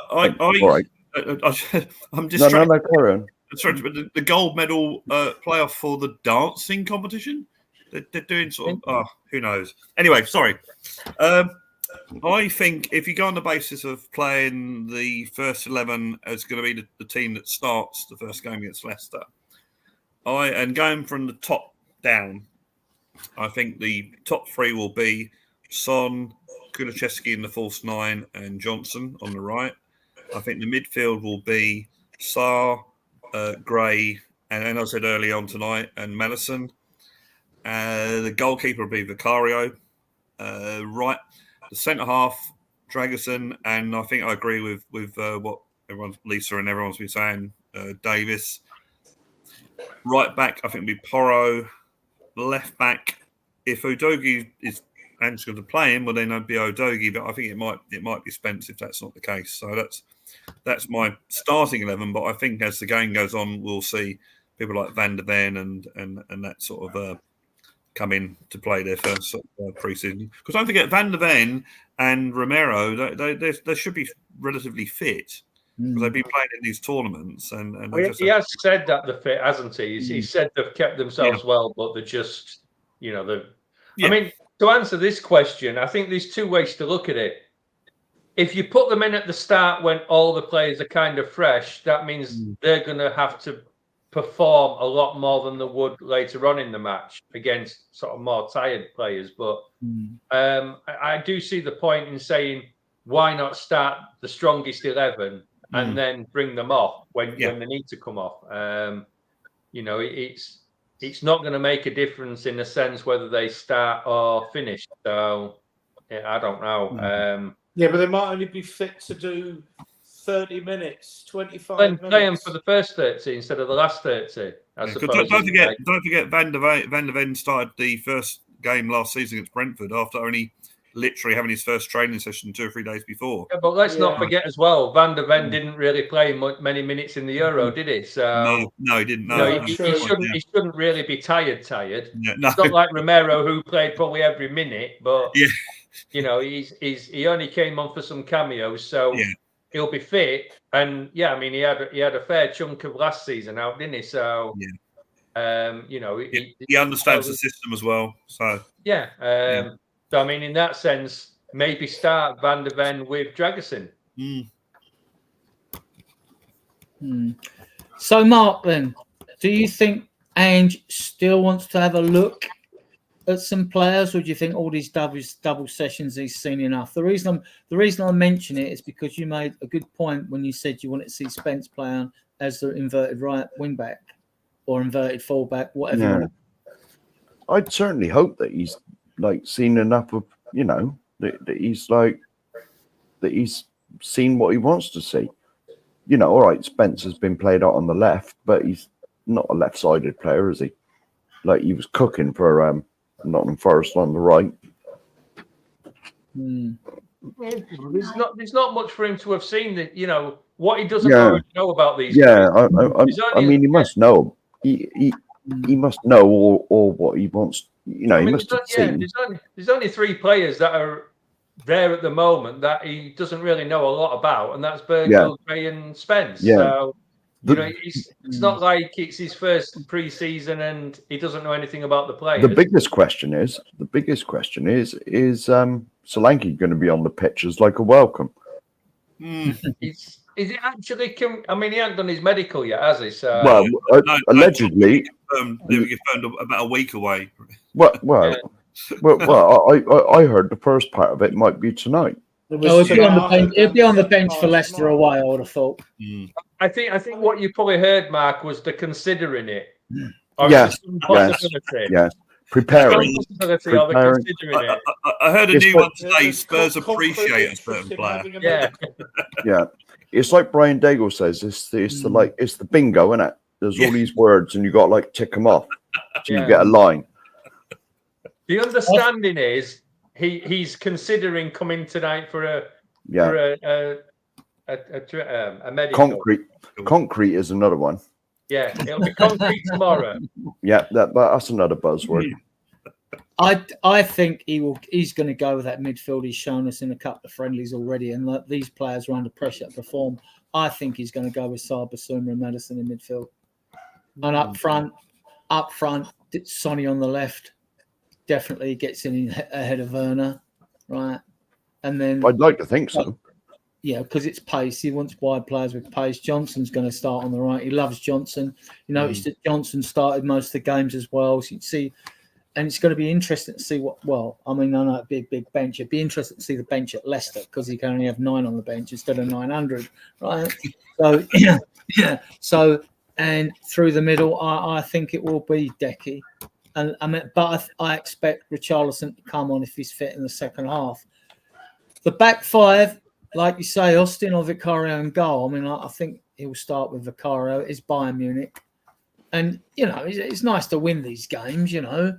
I mean, you know, or get a nice score draw out of it or whatever. Centre-backs, I think Davis will give him the left centre-back spot. I really do. If his doggy's fit, he plays. If not, I think you'll see Spence on the left, which means Dragerson will play. Someone frozen. Is Adrian frozen? Have I frozen? Not me. I don't think I've No, frozen. you did a bit, yeah. Yeah, so other than that, it's just a question of whether, like, if you doggy's fit and Spence is given a go in that inverted right fullback position, I think the back 4's the only issue. I think the front 6 is going to pick itself, and those players are going to be under pressure to form. Aren't we playing for a trophy as well in this game? Is it some sort of trophy? Another one. Another one we might win. In one season, bloody hell. You know? God, we've got the Audi Cup, the Water Toll Cup. I mean, how many more cups? How many more Japanese cups Champions Cup. Yeah, you know. We'll What have was to that hire one? a room down at the Emirates. What was that one we won the other day? It looked like a 50p.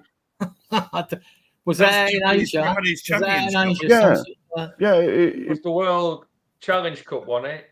it was like a serving tray, wasn't it? Yeah, World It Challenge. looked like a mini version of the charity show. I mean, the thing is with Spence, I don't want to see him on the left because No. it's the same as when, and I'm not comparing them, but like when Royale played on the left and he makes mistakes and then you don't get another chance because he needs to just be there for the right side. See you later, Ian. Yeah, sorry, I didn't want to interrupt you. Sorry. Yeah, look, Thanks for coming on, Ian. everybody on the screen and in the chat. I do need to go.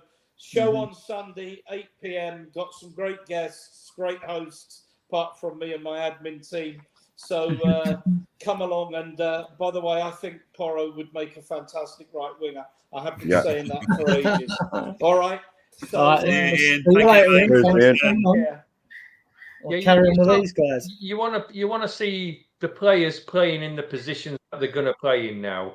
I mean, I get the fact that we might need a left-sided centre back, but you know, if Van der Ven is fit enough, then put Davis on the left back. You know, that's the way I would be looking at it. That we need to start playing players in the positions they're meant to be playing in, because you know, there's nothing worse for somebody like Jed Spence, who's had a couple of good games now, gets put out on the left again, makes a couple of mistakes, and starts to think, well, is he going to play me now? It'd be interesting to see if Skip gets the nod over someone like Ashley Phillips as the left-sided centre back, because Dragerson will play on the right, I think. Yeah, well, I think he can play on the left though. Phillips was injured for Bayern last week, wasn't he? So maybe some good. I mean, you know, if Phillips was fit, then what would be wrong with playing Dragerson on the left and Phillips on the right? Because we've seen Dragerson play left before, so when Van der Ven was out. So, you know, you look at it that way and think, well, again, stop bringing Skip or somebody else. I mean, Davis can play left centre back. We know that because he's done it before. But, you know, we've got to now start playing players that suit these positions rather than, oh, yeah, he's a wing back, so he can play left or right. Skip can do a job at centre back, but he's not a left back. He's not got the pace for it. No. And Davis is quicker than Skip anyway. You know, so Davis has got, you know, to me, Davis is the better option if he's fit because he's got the you know, the knowledge of playing in them positions. And I know people slate Davis off, but I think he's been a good servant to the club. Oh, definitely. Yes, definitely. Yeah, this is why this is why I want a right winger and a left back in, because we are a bit short on the left hand. I don't want Van der Ven playing at left back. Even he turned around and said, right, he said it's such a different position. It's such a hard position to play. You've got to have a gut busting set of lungs to play as an inverted fullback. You've got to get up and down, up and down, up and down, up and down. And Van der Ven said it's all right me doing the runs on the 1-in-1s every now and again. It don't happen too many times in matches and using his pace. But he's not. But the two centre backs, They expend the least amount of energy out of the players on the field. They do. The funny thing is that we've actually quite well covered at right back now, because Emerson's gone, but he never really fit into the inverted full back. Whereas we've got Porro players there. I think Spence, if he continues his form, we keep him, is perfect for that role. And we've also got Archie Gray, who can play there. And Archie Gray's played right back and played in midfield, so he could probably. So I think we're okay. Dragerson can play right as well. Yeah. So I mean, Gray played 30 games at right back for Leeds last season. So I think we're well covered on right back. So I mean, we've got four. So you look at it that way, but I think.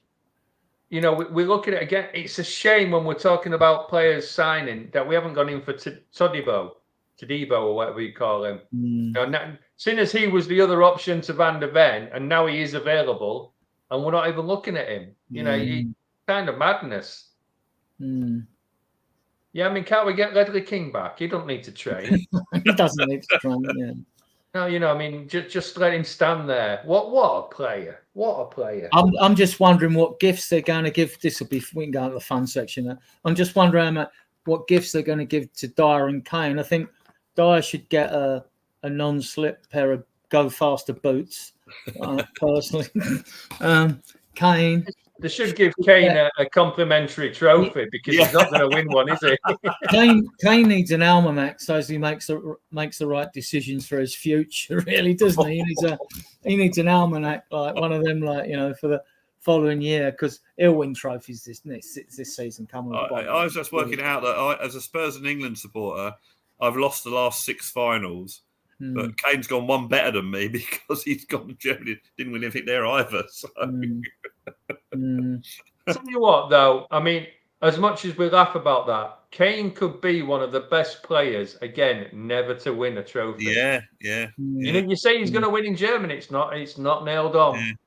No. But all this myth about you don't have to, normally mostly great players do win trophies, don't they? If you don't, I mean, that doesn't make you a bad player. It doesn't mean you're not a legend. He's still going to be a legend, whichever way you look at it. I'm saying our rivals are sneer, but then our rivals sneer at anything else. And most of our rivals will argue with a potato. You know what I mean? On that basis of great players win trophies, James Milner was a better player than Kane. On that basis. That's how stupid it is. Yeah. That's how stupid it is. Well, you could argue that the whole team of Wigan that year that won the FA Cup is more successful than Kane. I mean, it's ludicrous. Look, Portsmouth. And Portsmouth. Yeah. I mean, look, we had this argument a bit ago where people were saying, players will say. Good morning. Morning. Good evening. And you just look at it and think, Kane will always be one of the best strikers in the world or Europe. Certainly the Premiership. And, it's just a shame he can't turn around and say, I won this or I won that. But then you look at it and think, well, he's won the Golden Boot. He's won, top striker in Premiership, Euros. He has won accolades. He's just never won a major cup. Yeah, that's his curse. How many finals and semi-finals has he played, especially under Pochettino? I mean, I have no. In a parallel universe, we could have won loads. Yeah, I mean, well, we look at it. He had the chance of winning a League Cup. He had the chance of winning Champions League. He has had chances. He's had 2 chances at European Cup. So, I mean, he's certainly had the chances. It just, it hasn't worked for him. When David comes on, we'll let him speak. I think he must have. Yeah, he's got his dodgy internet. Upside down internet. Yeah, he's got his dodgy internet as usual. And Brad's gone or disappeared now. Yeah.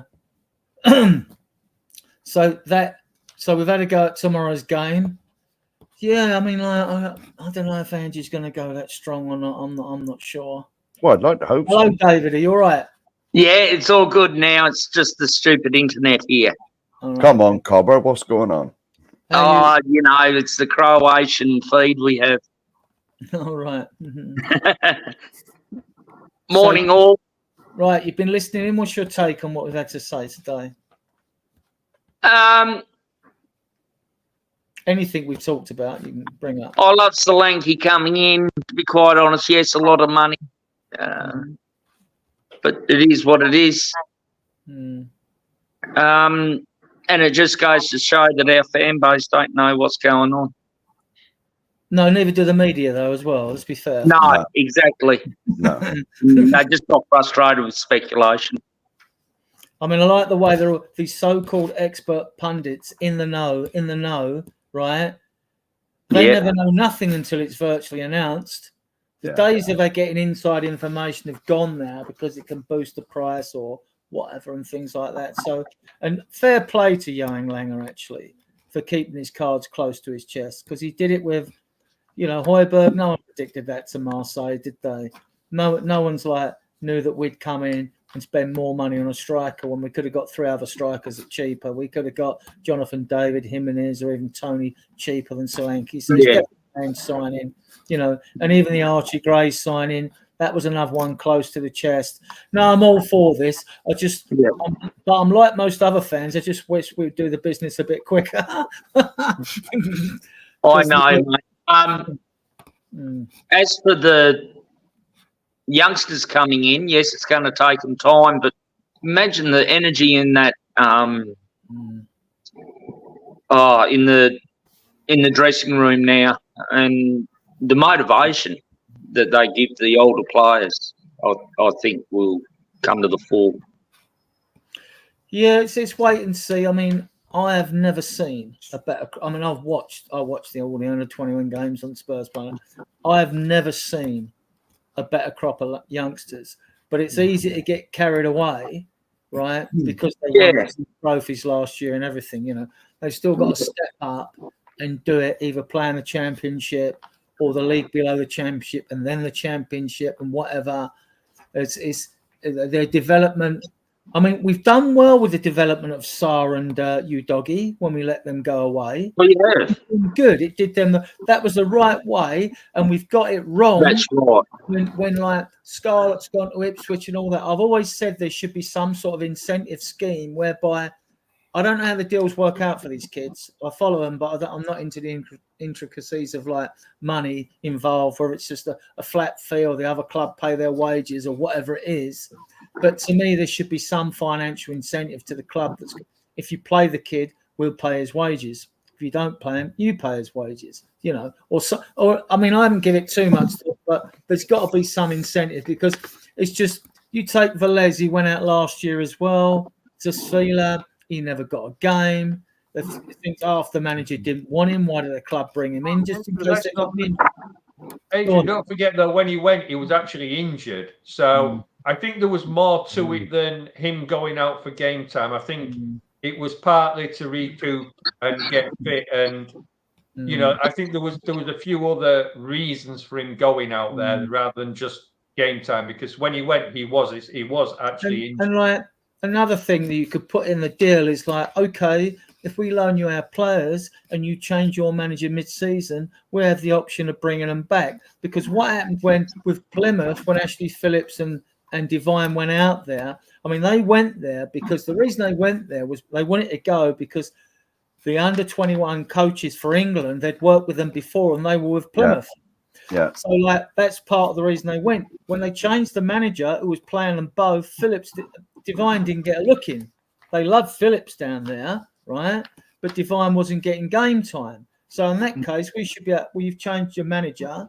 If he's not going to play either of those, we want to. No, you know, there's a lot more thoughts got to go into these loan deals. I mean, like, you can also argue that with the youngsters signing for us, they might put in the clause that if we change our manager, they're off, and we'd be knackered. Well, yeah. Well, we've had it then. But Anna Bolton paid for, though, aren't they? You know, I mean, like, so yeah. Right. Chris Peters mentioned Porro on the right wing. I agree with that too, especially with Spence coming in. Ian does that. I don't personally, but I mean, I don't see Porro as a winger. Great cross on him, lovely shot on him. Technically, I think Porro is one of the best passes in the side. I see him more. I see him more as just a right. I see him as a number 8. I see him as a number 8. Energy, get up and down. And I think if you had a Spence behind him or a Gray behind him, I think he'd have more license to do more damage going forward. He's not a winger. He doesn't look what I've always looked at of what a winger looks like. You know, whether you had them wispy wingers in the past that went past people, dribblers, or the powerful, stocky type wingers you get. But he's not a winger as such. You know, he tends to push the ball past to get past the player rather than dribble past the player. You know. You'll never know though unless you actually give him a chance, though, will you? True. Maybe one. I mean, it doesn't seem as though it's going to be something Ange will do because he hasn't done it yet.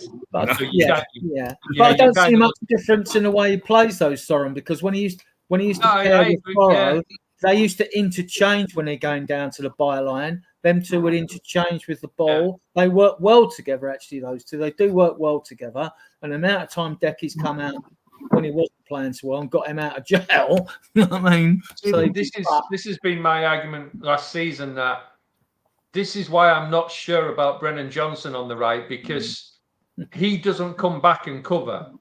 And, you know, he's maybe all right going forward, but he doesn't come back and cover. And that dynamic that you had with Porro and Kulu, where they would interchange a little bit, whichever side Brennan Johnson has played on has been the weaker side defensively. So, you know, this is where you kind of worry that if Porro is playing behind Brennan Johnson, then that shows the weakness of the defending of Porro. And that's the worry that you've got to look at. Yeah. That's why I like Kulu on the right, because as much as he frustrates by cutting in, he does do a lot of defending as well. I think, and he's coming for some more. I mean, I'm a big fan, so we all know that. But I think he's coming from some harsh criticism. He's made more incursions into the penalty area than any player in the Premier League, and that's because he cuts in on his left. But you have to understand when he's down the right and putting across. The stats are, someone Google it, crosses into the box, I think 1 in 64 result in a goal. That's me going back a few seasons now because I just remember this crap, right? I'm mindful of useless information, right? So when he gets down there, who's in the box? When people saying cross it, but who's in the box? The reason you cut into what that's called the closed space, the area, the outside, both outside edges of the penalty area is called the closed space. And the reason you cut into the closed space is to narrow the gap between you and you might only have your sole striker in there. So you want to be as close to him to get the accurate pass past him as possible. I see it all the time when everyone's buzzing around the penalty. They're all trying to walk the ball in the net and put that killer pass through, you know, and that's what Decky tries to do. But then you look in pre-season, look at them flicks for them goals, right? Look at them flicks when he's been central, just hovering around the penalty area. He's put them through. You know, when Basuma got his goal, Decky's flick, you know, when Basuma cut into the box, there was the other one. I forget who scored now, was it? And like he was involved. And then like the ball with the outside foot to Werner, who takes the ball away from the goal and makes the angle harder to score from and fluffed his chance as usual. Right, not a fan. He shouldn't be in the team in the first place. Well, in my opinion, the point he shouldn't even be here. The point with our front three, apart from Sonny, who guarantees you your 15 minimum goals a season. I think he got 16 last year, one less than the Golden Boot year, but he was away in Asia, wasn't he? So he'd have probably got more. But the thing is, our front three, if we're thinking about winning the league, our front three have got to score goals, and Werner doesn't. Well, you say that, Adrian. It's not so much that we've got to stop conceding as many. If we don't concede as many, we don't need to score as many to win.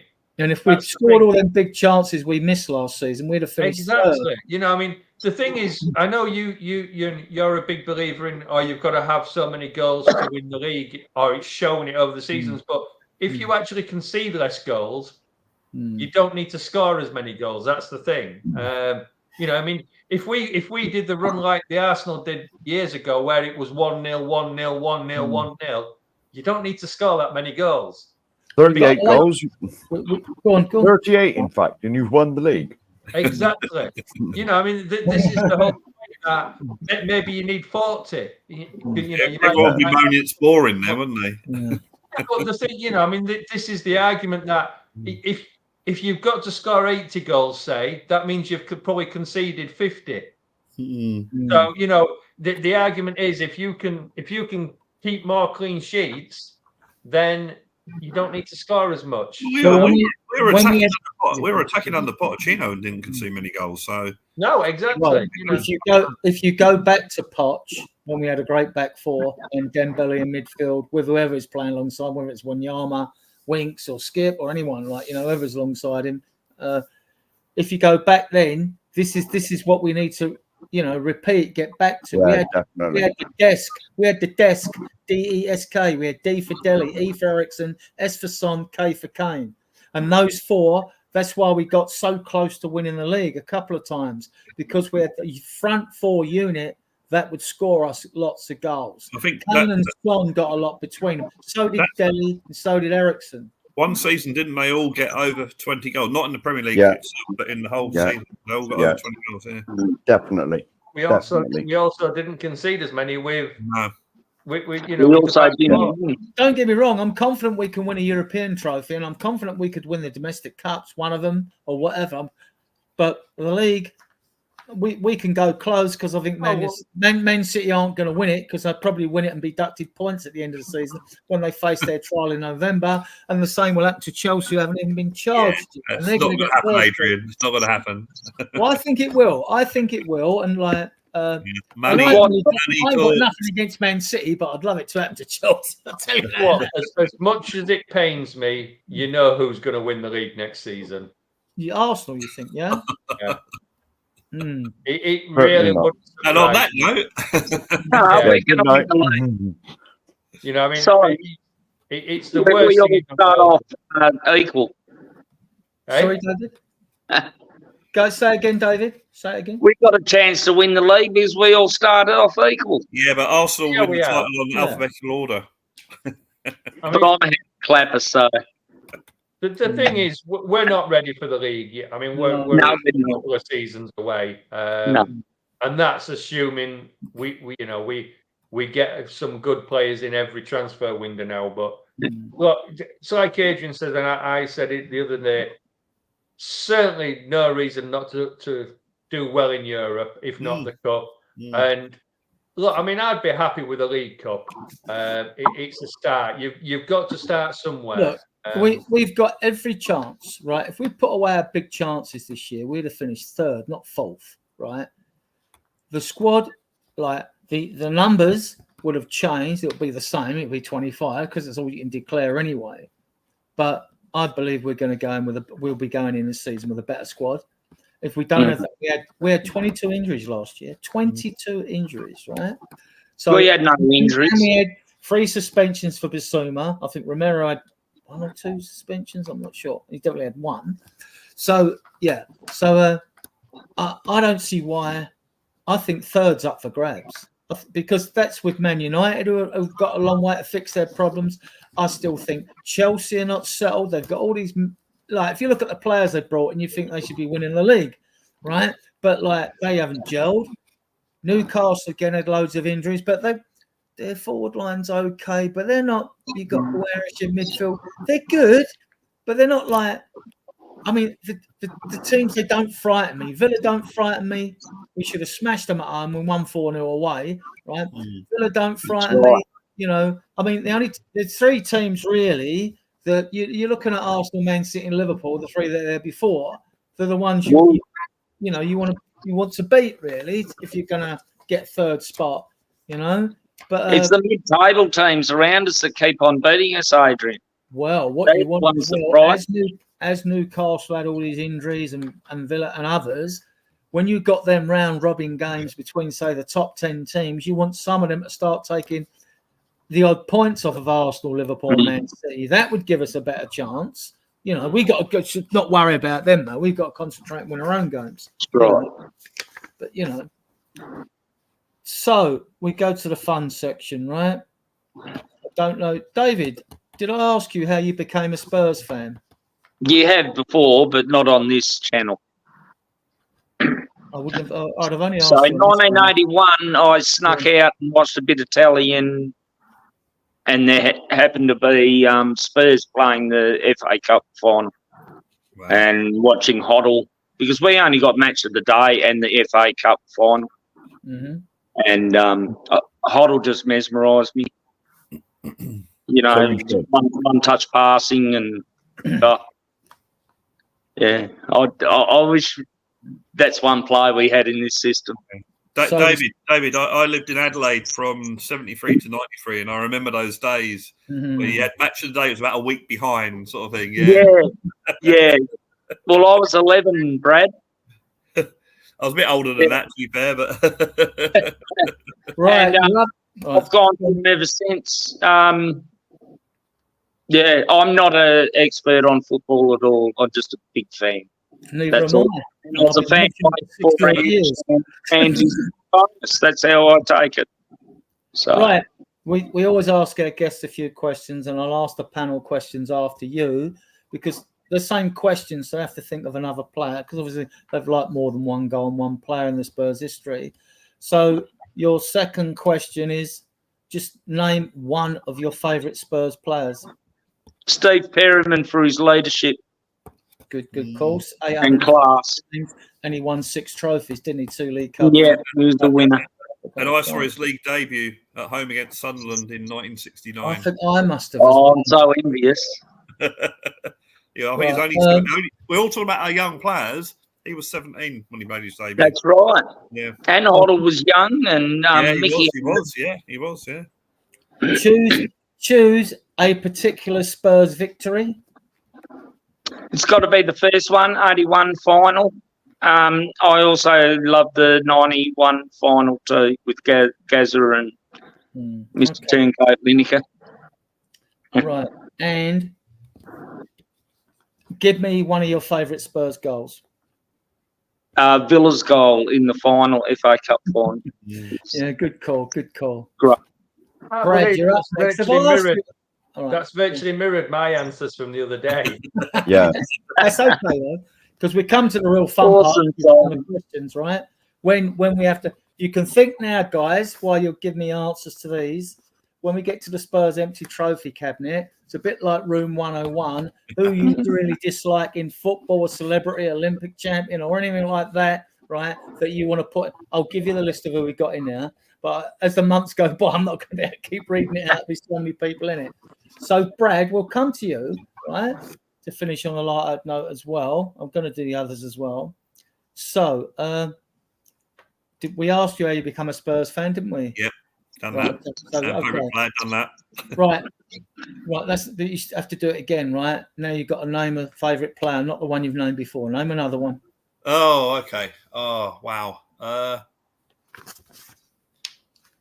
There's only thousands to choose from. Yeah, I know. It's weird, isn't it? Because I obviously when I was living in Australia, I didn't see a lot of games live. So I heard, I heard about Paul Gascoigne. I did actually see him live when I come over here. Mm-hmm. I guess really, I guess I probably someone like Glenn Hoddle. I think. Okay. Just for the fact that Glenn Hoddle only played 50 odd games for England is absolutely criminal. England, it was just like they should have built the team around him, but that was the way it went. I mean, I could name Harry Kane for the very reason that I never thought Jimmy Greaves' record would be broken, and Harry Kane broke it, and I was privileged to be at the ground that day when he did. But no, Hoddle was just unbelievable. Right, choose a particular Spurs victory.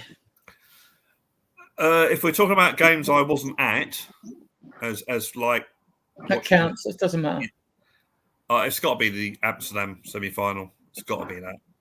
I never. I mean that. I remember that game down the pub, and at half time when we're 2-0 down, and I said to my mates, "You know what? We're going out. I just hope that we make a game of it." And boy, did we make a game of it! And I just remember we've got a lot of Japanese people in Ealing where I live. I just remember. When it was 2-2, you think, "Oh, we're in this. We've got a chance in this game. Wow, we're in this." And then we had that. I think Vertonghen hit the bar, and I thought, "That's it. Our chance is gone." And I always remember in the 96th minute or whatever minute it was, And I'm just saying, just lump it up there. That's all. The only chance we've got is a long ball. Just lump it up there, see what happens. And we all knew what happened. It went in.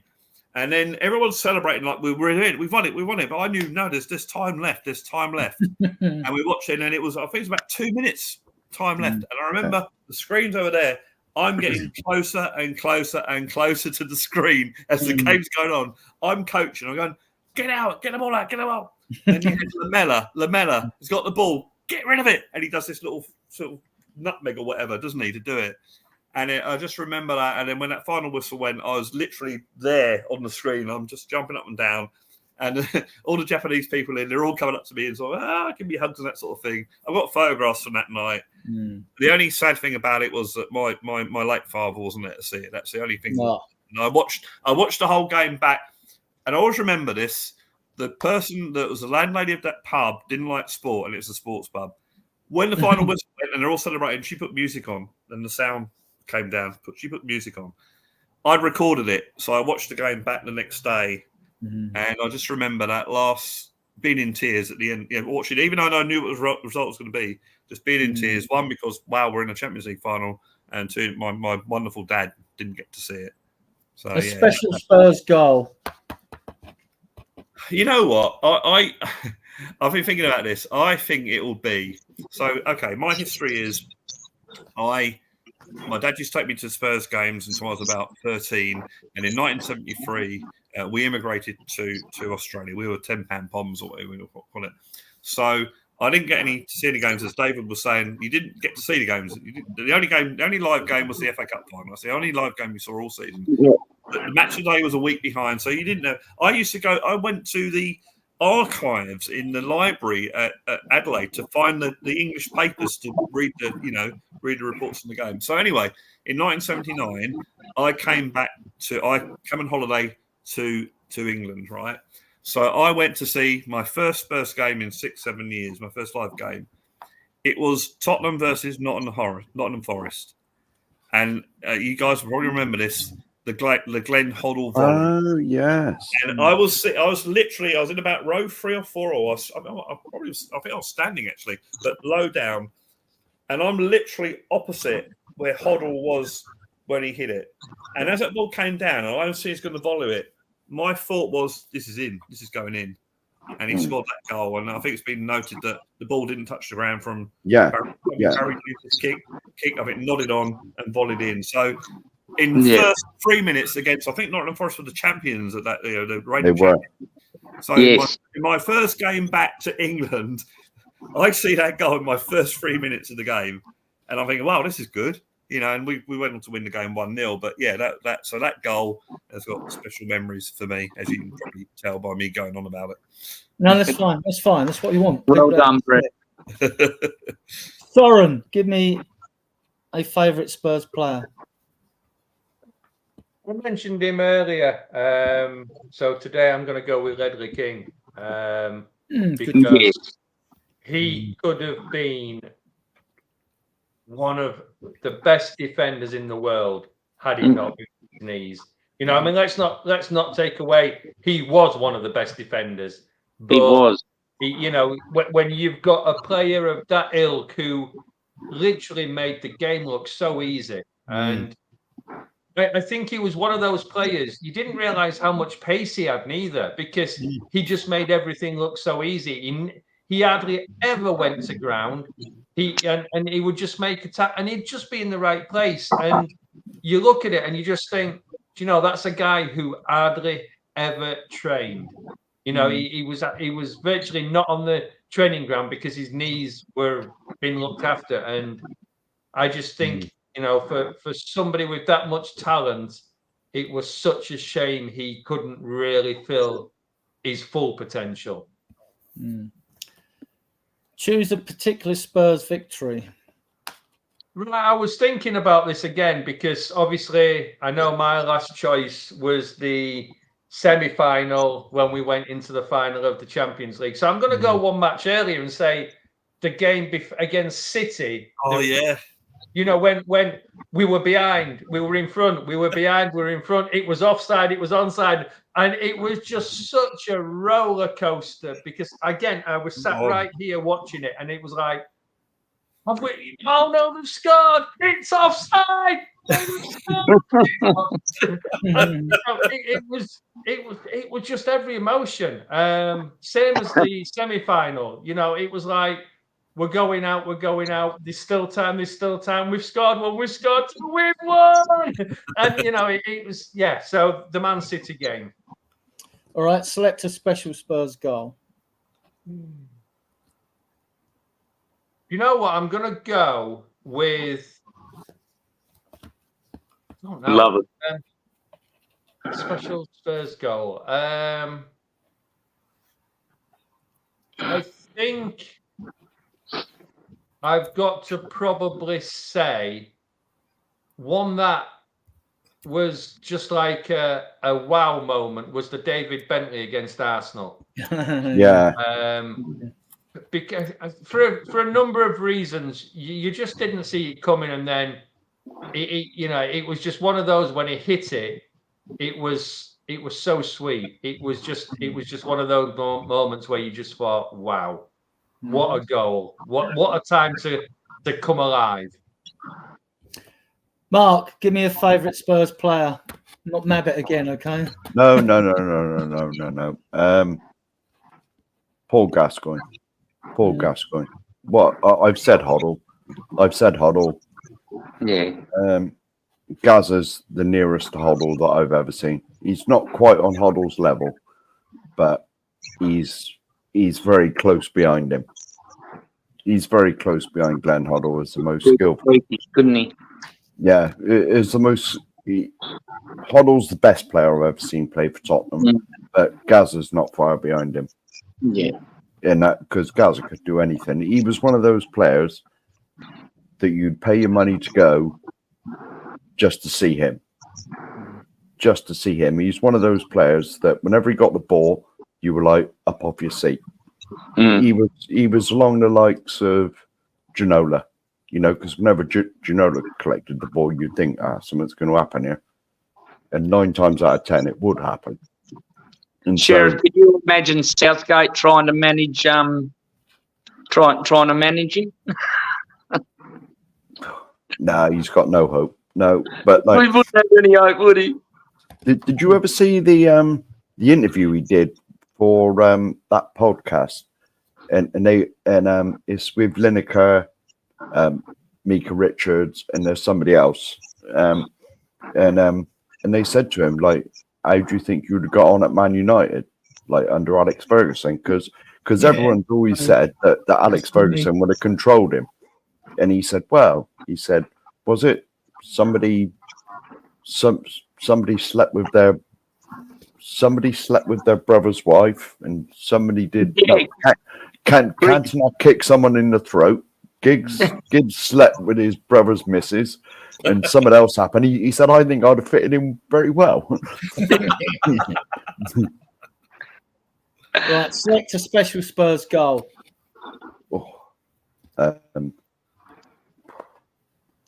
Des Walker in extra time in the 91 Cup final, because if he hadn't headed it in, Gary Mabbott was right behind him. And even, I don't care who scored, but like that would have been justice for Gary Mabbott after 87. Yeah. Oh God, yeah. Right, my go. Name a favourite Spurs player. I'm going to go for Alan Gilsey. What a player! Oh wow, yeah. I'm not. The man could head a ball. Corners used to come and he just used to flick them on. We stopped using that tactic. I don't know why. I mean, great player, loved by the fans, called the king of White Lane, and rightly so. And so was Hoddle.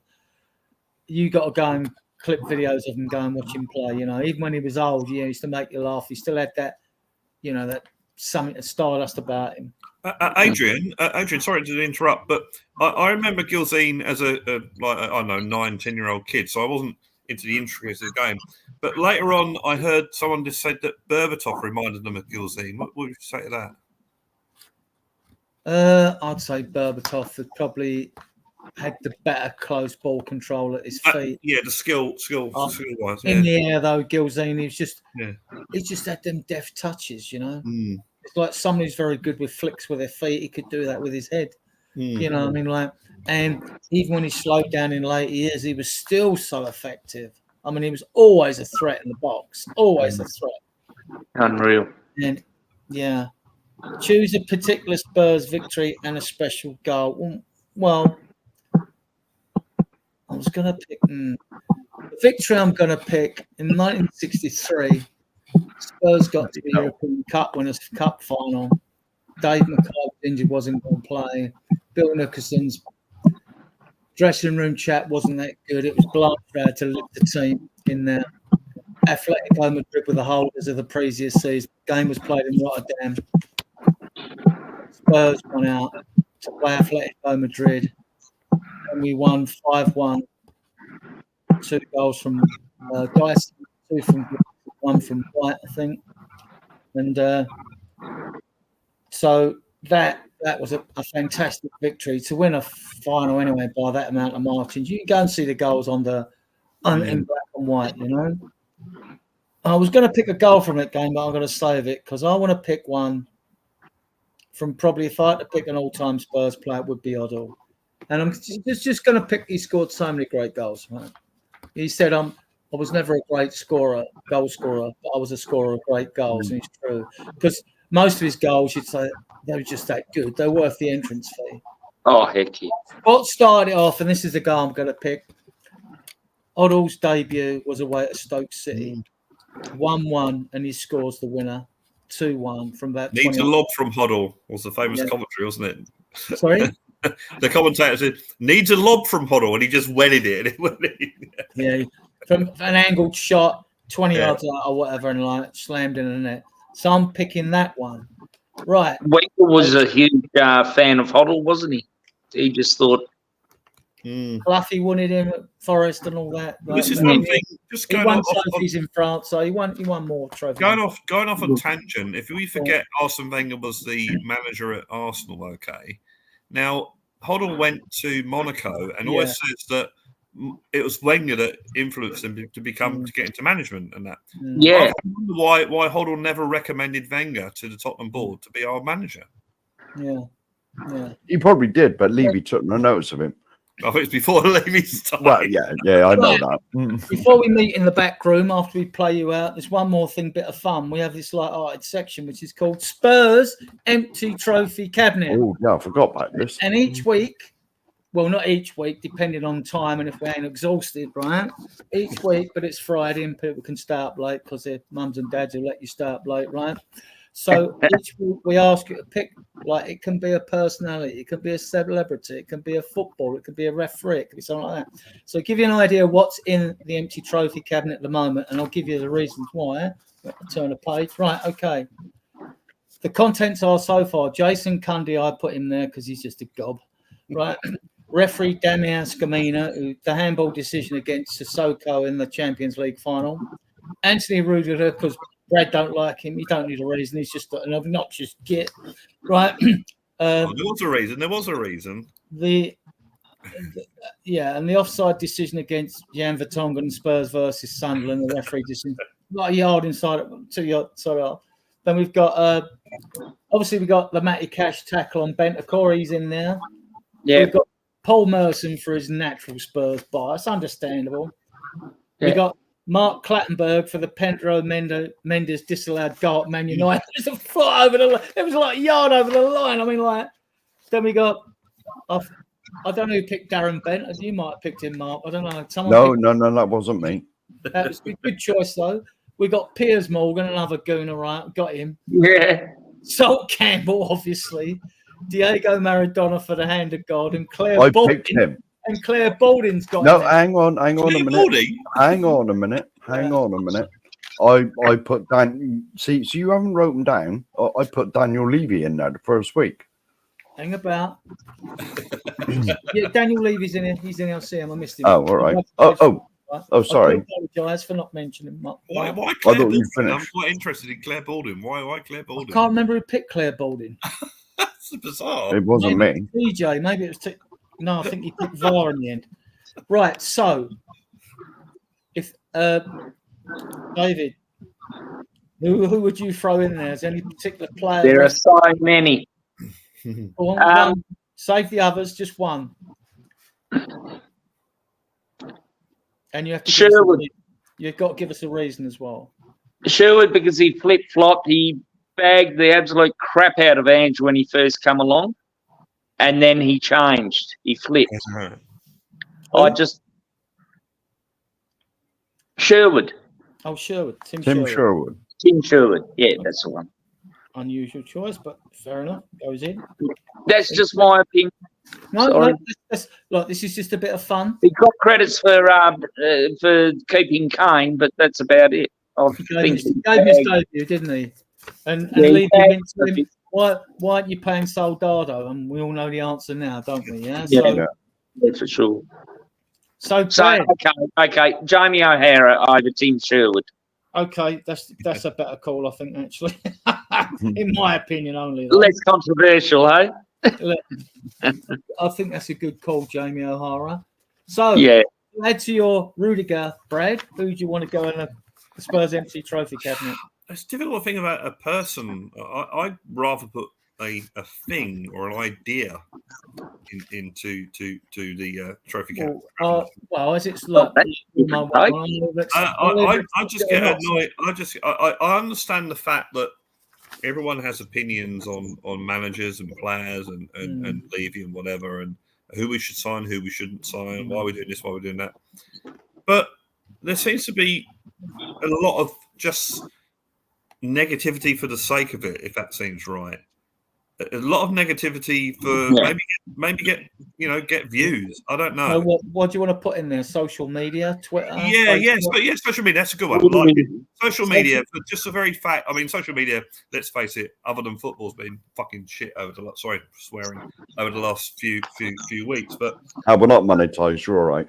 But yeah, social media for the very fact it seems to promote the negativity. And I get people might think, I don't think we'll do well this season. That's fine. You can have that opinion. But there's this negativity about, there's a bit too much of it. Just we're not ambitious enough. We haven't signed this player. And it's just, and I think a lot of people seem to do it just to get likes. I don't know. It's just, I don't like it. I just don't like it.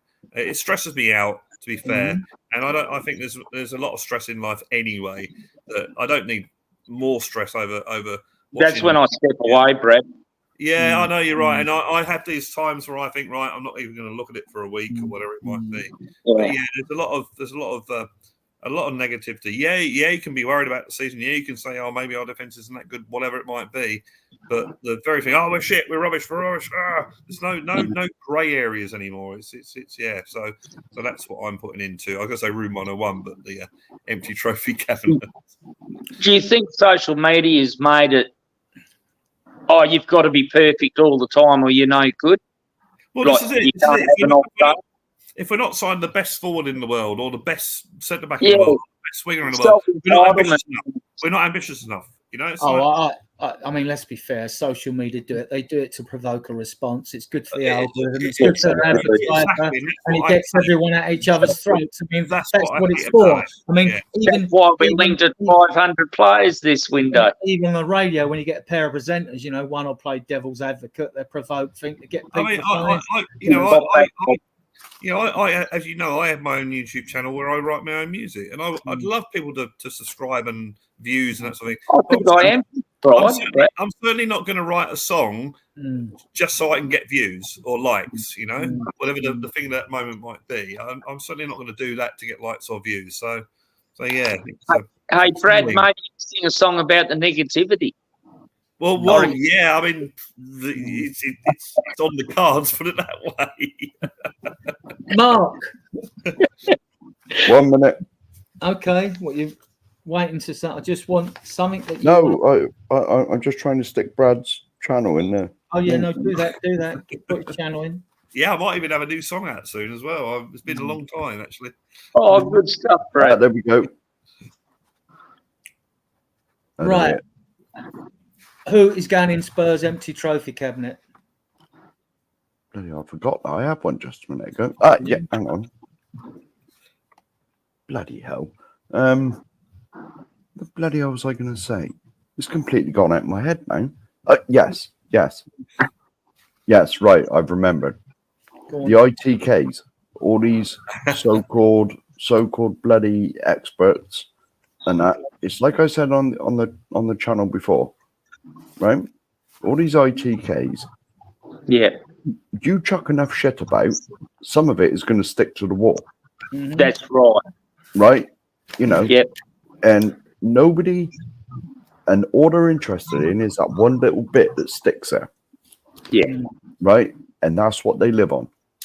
Yeah. No one questions them over the other 5 million bits of shit that's been chucked about. You know? And none of it sticks. Even the clock's right once a day. Well, exactly. Well, twice a day, isn't it? Yeah. A broken clock is wrong twice a day. You know, and so they definitely got to go in there because, to be honest, when you look at all these channels that rely on your Dan Kilpatricks and your bloody God knows who else, and I'm sorry to bring up, just mention his name, but I can't think of any more. But you know, and they're all, that's all their shit. All the thing is, oh, he said this, he said that. How much of that actually comes true? Exactly. Or it's taken out of context. Yeah. Have they got the tier system still? I haven't seen it for a while. Well, I think Brian Daigle uses it, but it's very tongue in cheek. And they so-called tier 1 system. Yeah. I'm glad that Johan Langer keeps the cards to his chest, and you've got obviously Rob McKenzie, you've got now Leggett. We took off Bayern Munich as the first team scout as well, and you've got Ange. I'm glad they keep their mouths shut. The only thing that I found with this transfer window so far is and I think most fans think alike here, is that can I just answer? We've not done our business a bit quicker, If you go to one comment down, right, of promoter choices presented Daniel Levy, I put him in there a couple of weeks ago. Yeah, you did, yeah. Yes. Well, to be fair, what you're saying, Mark, actually ties in what I'm saying about social media. Yeah, exactly. The internet knows, we're going to sign this player. Oh my God, what's going on? I'll be honest. David's heard the person I'm going to put in, but you two should have and know a bit about a background as well. I'm putting Karen Brady in there. The West Ham, come chairman, come whatever. Yeah, I mean, it never ceases to amaze me. West Ham, from every aspect of West Ham, their fan base, through their management and everything else, their total obsession with Tottenham Hotspur Football Club. And if they beat us, their first game each season, they look for the Spurs game, it's their cup. Their fans go there and give it to them.